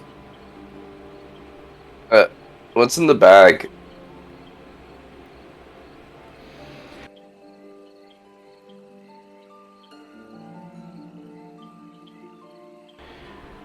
Well, I couldn't very well transfer one of our own souls, could I? Ah, I see. I thought it was spell components. In a way. Yeah, in a way, I guess it is.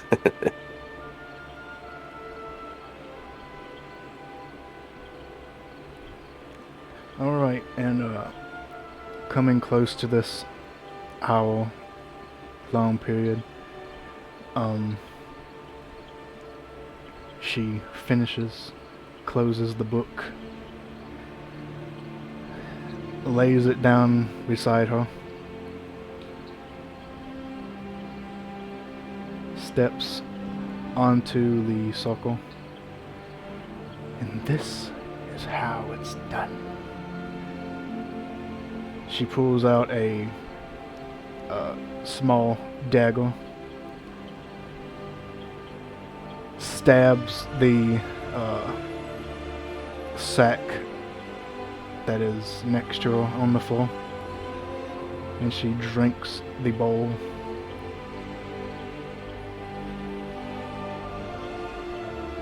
You begin to see her convulse and shake violently. Foam comes out of her mouth.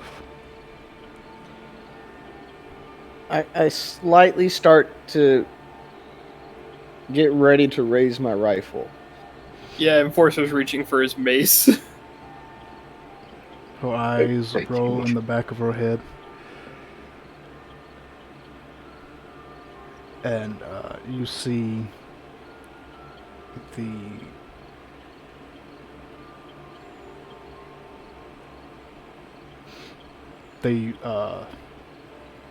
sigils, the runes on the floor glow brightly with this dark purple, like light blue glow. The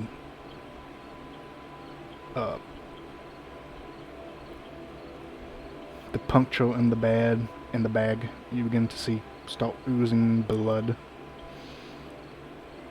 And the box she lay down glows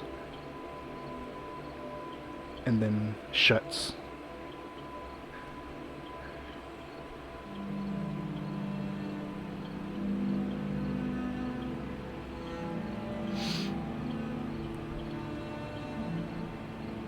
Is she still convulsing? Oh yeah. It's not done yet. She is still convulsing. The runes on the floor are still glowing vibrantly.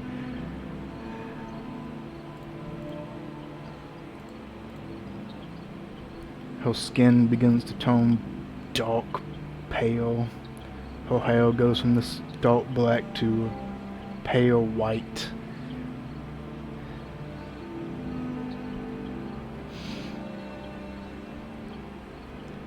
And then she stops convulsing, falls onto the runes that have now kind of glow to this dim light.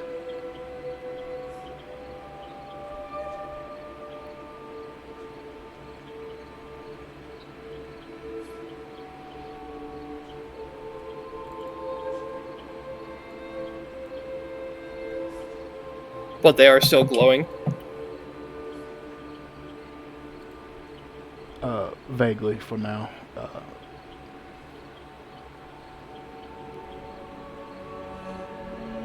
Enforcer's going to cautiously approach and check for a pulse.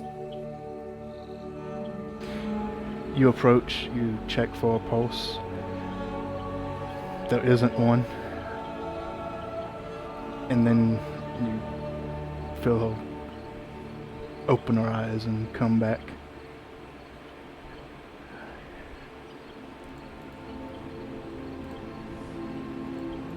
Oh shit. Oh. She stands.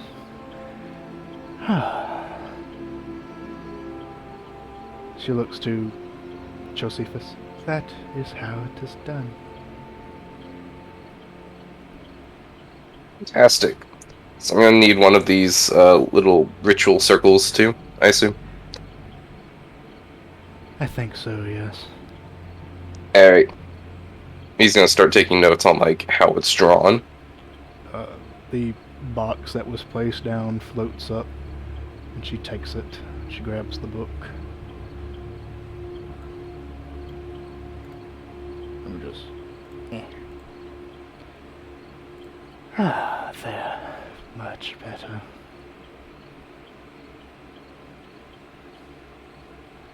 So, you were seeking the knowledge with which to subvert your mortality.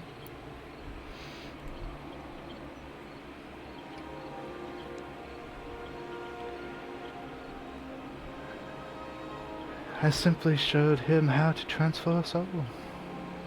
This is what he asked for. It is true. Can I try? You may need a sack of your own, but sure. Okay, so I'll need to kill something. So, Lady Hetty, are you now a lich then? Such strong words.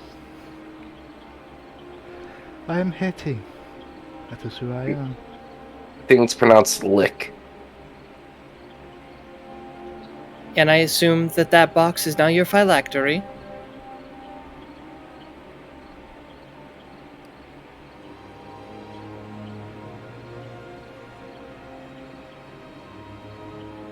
Who knows?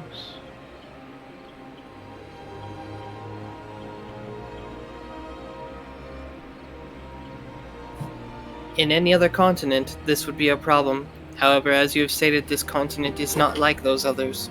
However, we will be taking the book back now.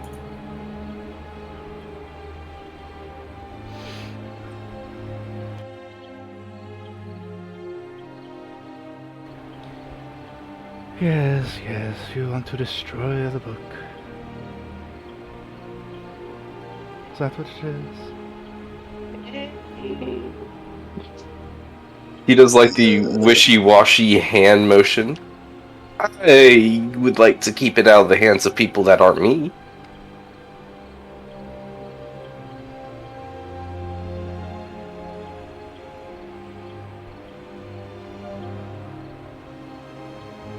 I'm just wondering, are we all comfortable with the fact we just watched a lich be born? Oh yes, very much so. Just checking. This continent plays by different rules than the one I am from. As far as my religion goes, this is actually very, positive. You know, watching someone gain power. I'm very happy for you, Haiti. It has nothing to do with religion, I just tend to not trust them. That's discrimination. You are correct.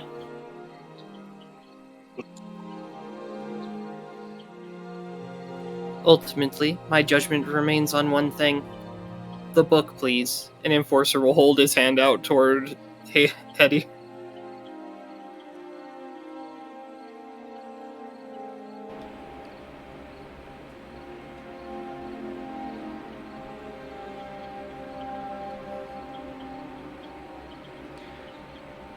She will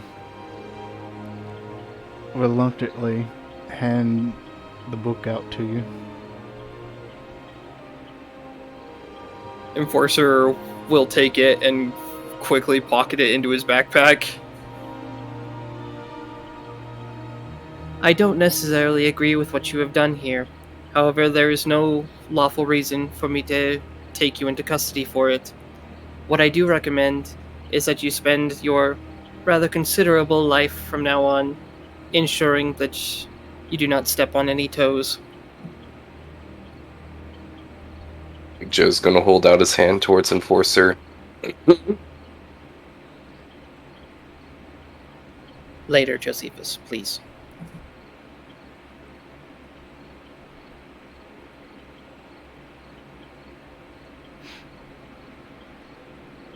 Also, Josephus, make me a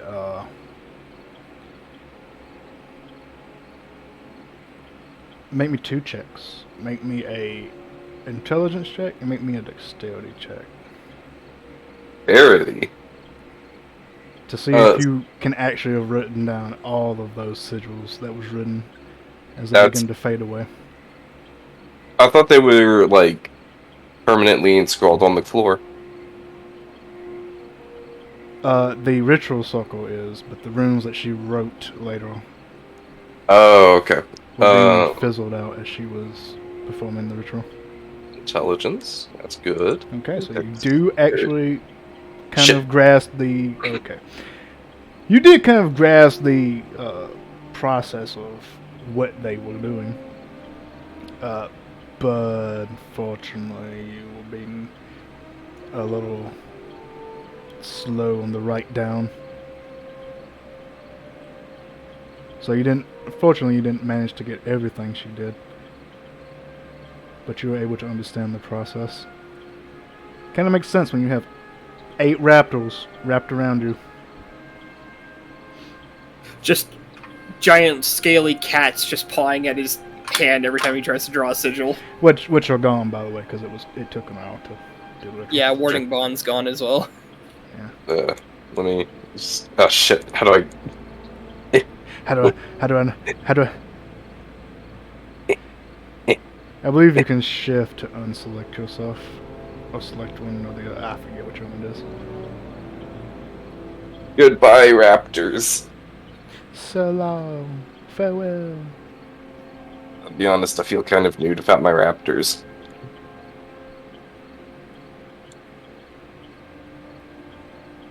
If it wasn't a level 3 spell, Just as a joke, I'd cast it again.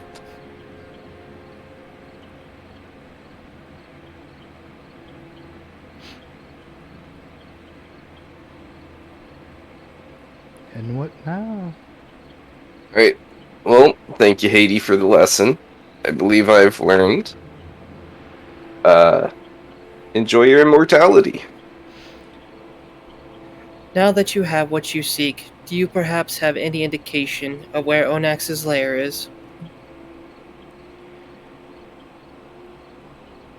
His lair? Not dearly, but his burial I'm fully aware of.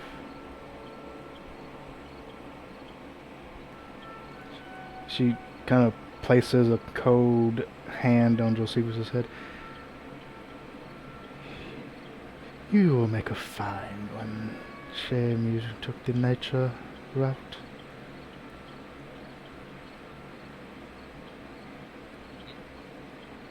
I don't think he's going to stop me from being able to do... Well, I guess there's some spells I can't learn, but... Yeah, it's never too late.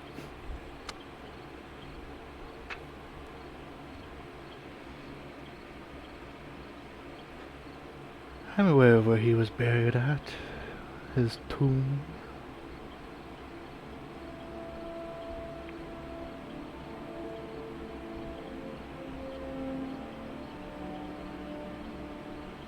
Could you point us in the right direction?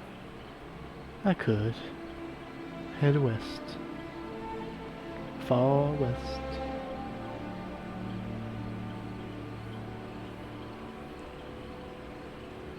Past the swamp waters. And you'll find a sinking tomb.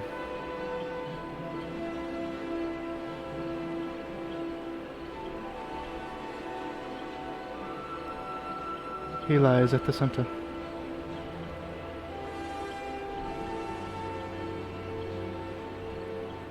Nice. Anything from his crypt you want?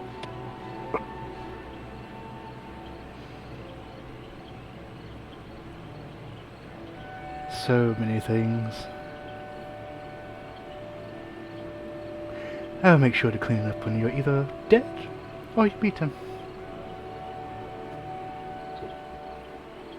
Valid.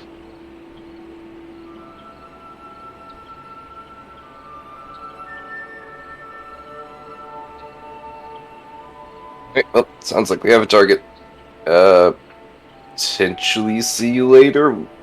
Yeah.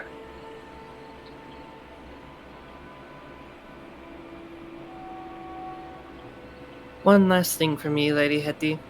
As it has been brought to my attention that what you have become and what I am are similar in many ways, I would have you think on one thing: the nature of immortality and what we should do with it.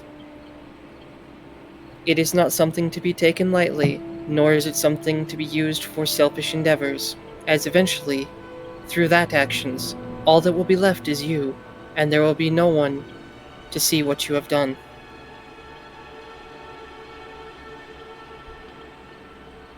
I can make someone.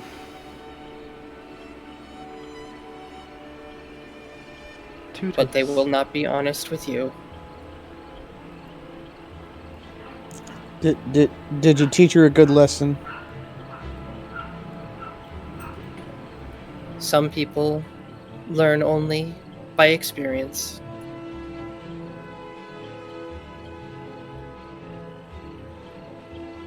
Hey, Enforcer. I think that went pretty well. I must admit I am mildly disappointed. You wanted to kill her? Wow, that's pretty bloodthirsty. No, I did not wish for her death, but I did wish for something more than another form of undeath. Like you said, it's not that too much different from you. The process is fundamentally different. Anyways, got my book back. So, Josephus, when are you going to do that? As soon as I have the materials. I would recommend not for a long while yet. The path to lichdom is very restrictive. Oh no, I don't want to become a lich. I want, as soon as I find something with a big soul, I'm gonna try and trap that bitch. But that looks like it's gonna take some prep work, so probably not for a while. It also doesn't seem to be the sort of ritual that would help you in that endeavor. That particular ritual was to create a lich from the target, not to Sure. trap its soul or to bind it away. Well, apparently you weren't paying attention. She trapped her own soul. She showed us how to do it. The outcome for her was just different. A more complex version of what I wanted to learn. But I think I saw enough of the minor things to put it together. We can only hope, now that you have what you desire, may we destroy this infernal book. Protect it. Weren't you just saying earlier this morning about our need to create and how that is good as opposed to destruction? This particular tome and the nature of what it implies is disconcerting to say the least. I had been hoping to find some way to create guardians for my faith through the use of this ritual. However, everything about it is abominable in the eyes of the gods.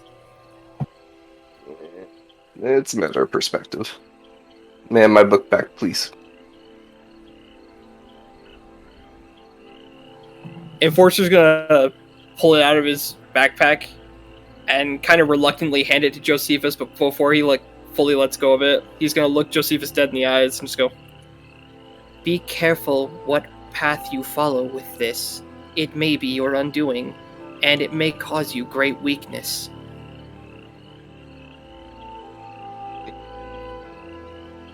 I'm not so foolish enough to fall temptation to that sort of power. If you haven't noticed, I'm more into the natural sort of things. I am aware, but spells like these tend to reach out to us.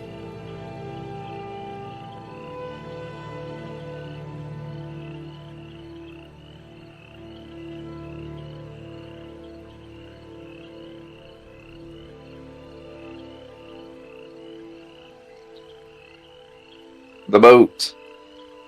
back to Gropper we go.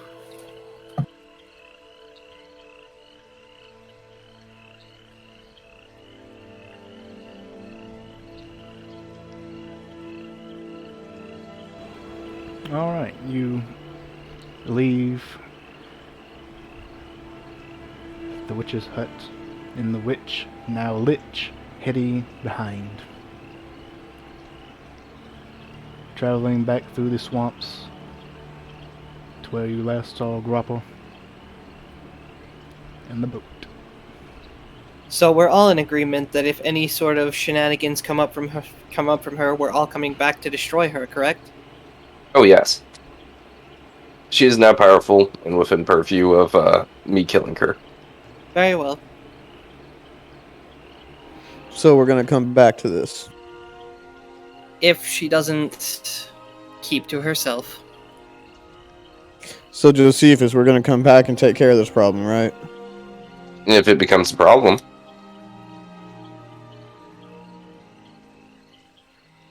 So we're not considering her turning into a lich a problem. Unlike some people, I see the pursuit of power as something that is not evil, just a natural order of things. It's all dependent on what you do with it. In that we agree, Josephus. Power itself is not inherently evil. So, I think we should wait and see what she does. If she becomes a genocidal maniac, then yes, it's fair game to kill her. Or if she attacks me directly, then no holds bar, I'm gonna eat her. Good to know. So let's go find Gropper. Yeah. I wonder if he has another Hydra. That was fun. That was. Okay. What, you're not hoping for something bigger? Oh god, I want it to be bigger. Okay, you continue through these swamps to the boat and grapple, finding him casually sitting, undisturbed. I just realized that entire conversation we had with her, I was still strapped with dragon bones. We all are. Yeah.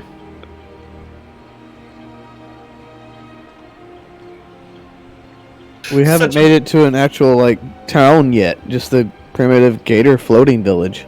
It's just such a power move. It's just like, hey, you remember that dragon you were slightly scared of? Well, I'm wearing it now. yeah, I'm wearing it. That gator that's been giving y'all problems. Well, now I got some new boots. Alright, so you find Grapple sitting in the boat,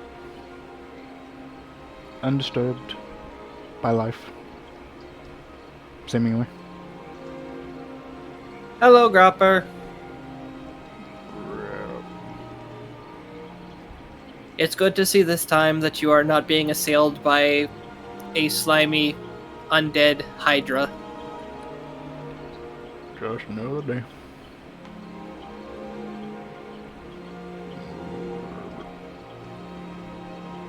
That's good. We do have another destination now, though.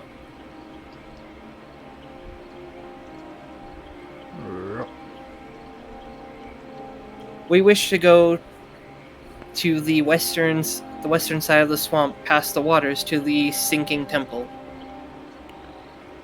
If you could take us at least to where it starts to thin out and become drier. Can do.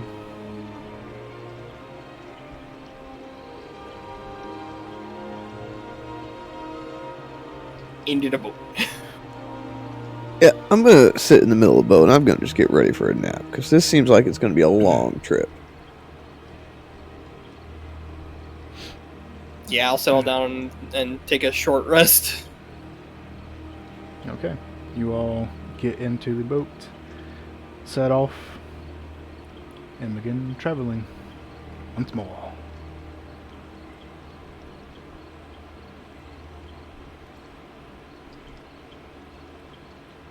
I'm assuming this is going to take, like, more than 4 hours to get across.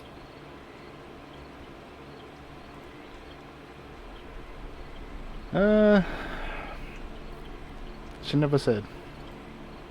Well, shit. She's honestly very imprecise. That's Incredibly, okay. it's kind of frustrating.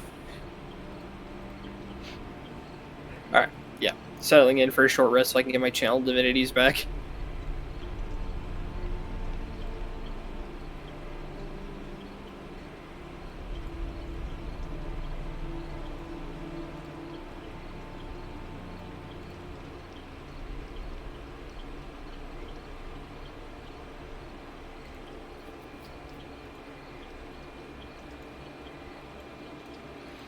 Oh, hey, the rain's back.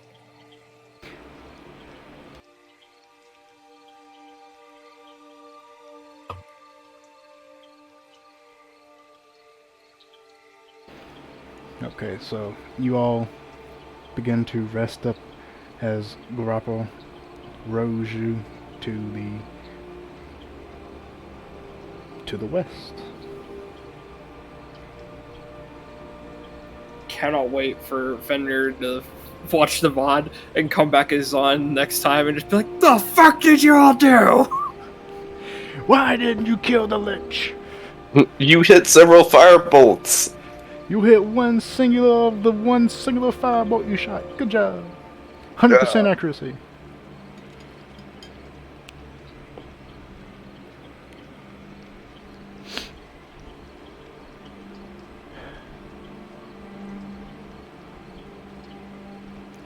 As you travel for several hours, following the canals of the swamp,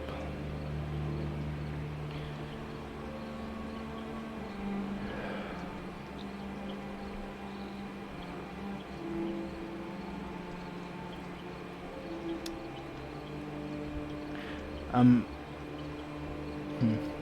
see. I'm hesitant to go any further because we have reached 3 hours. Yeah, that's fair. So I might. And we are Yeah, down to Fenrir. Yeah, So I being might down just- to Fenrir, I'm good with stopping here, so we can be around for what's gonna probably be insanity. Yeah, so I am probably just gonna end today's session here at 3 hours. So, I hope you all enjoyed. Always. Always. Oh yeah. It is a pleasure running for you all. I'll do my outro and I'll be right back.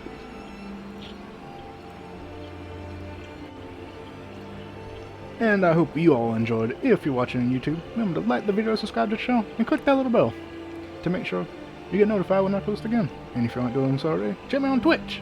Link in the description below.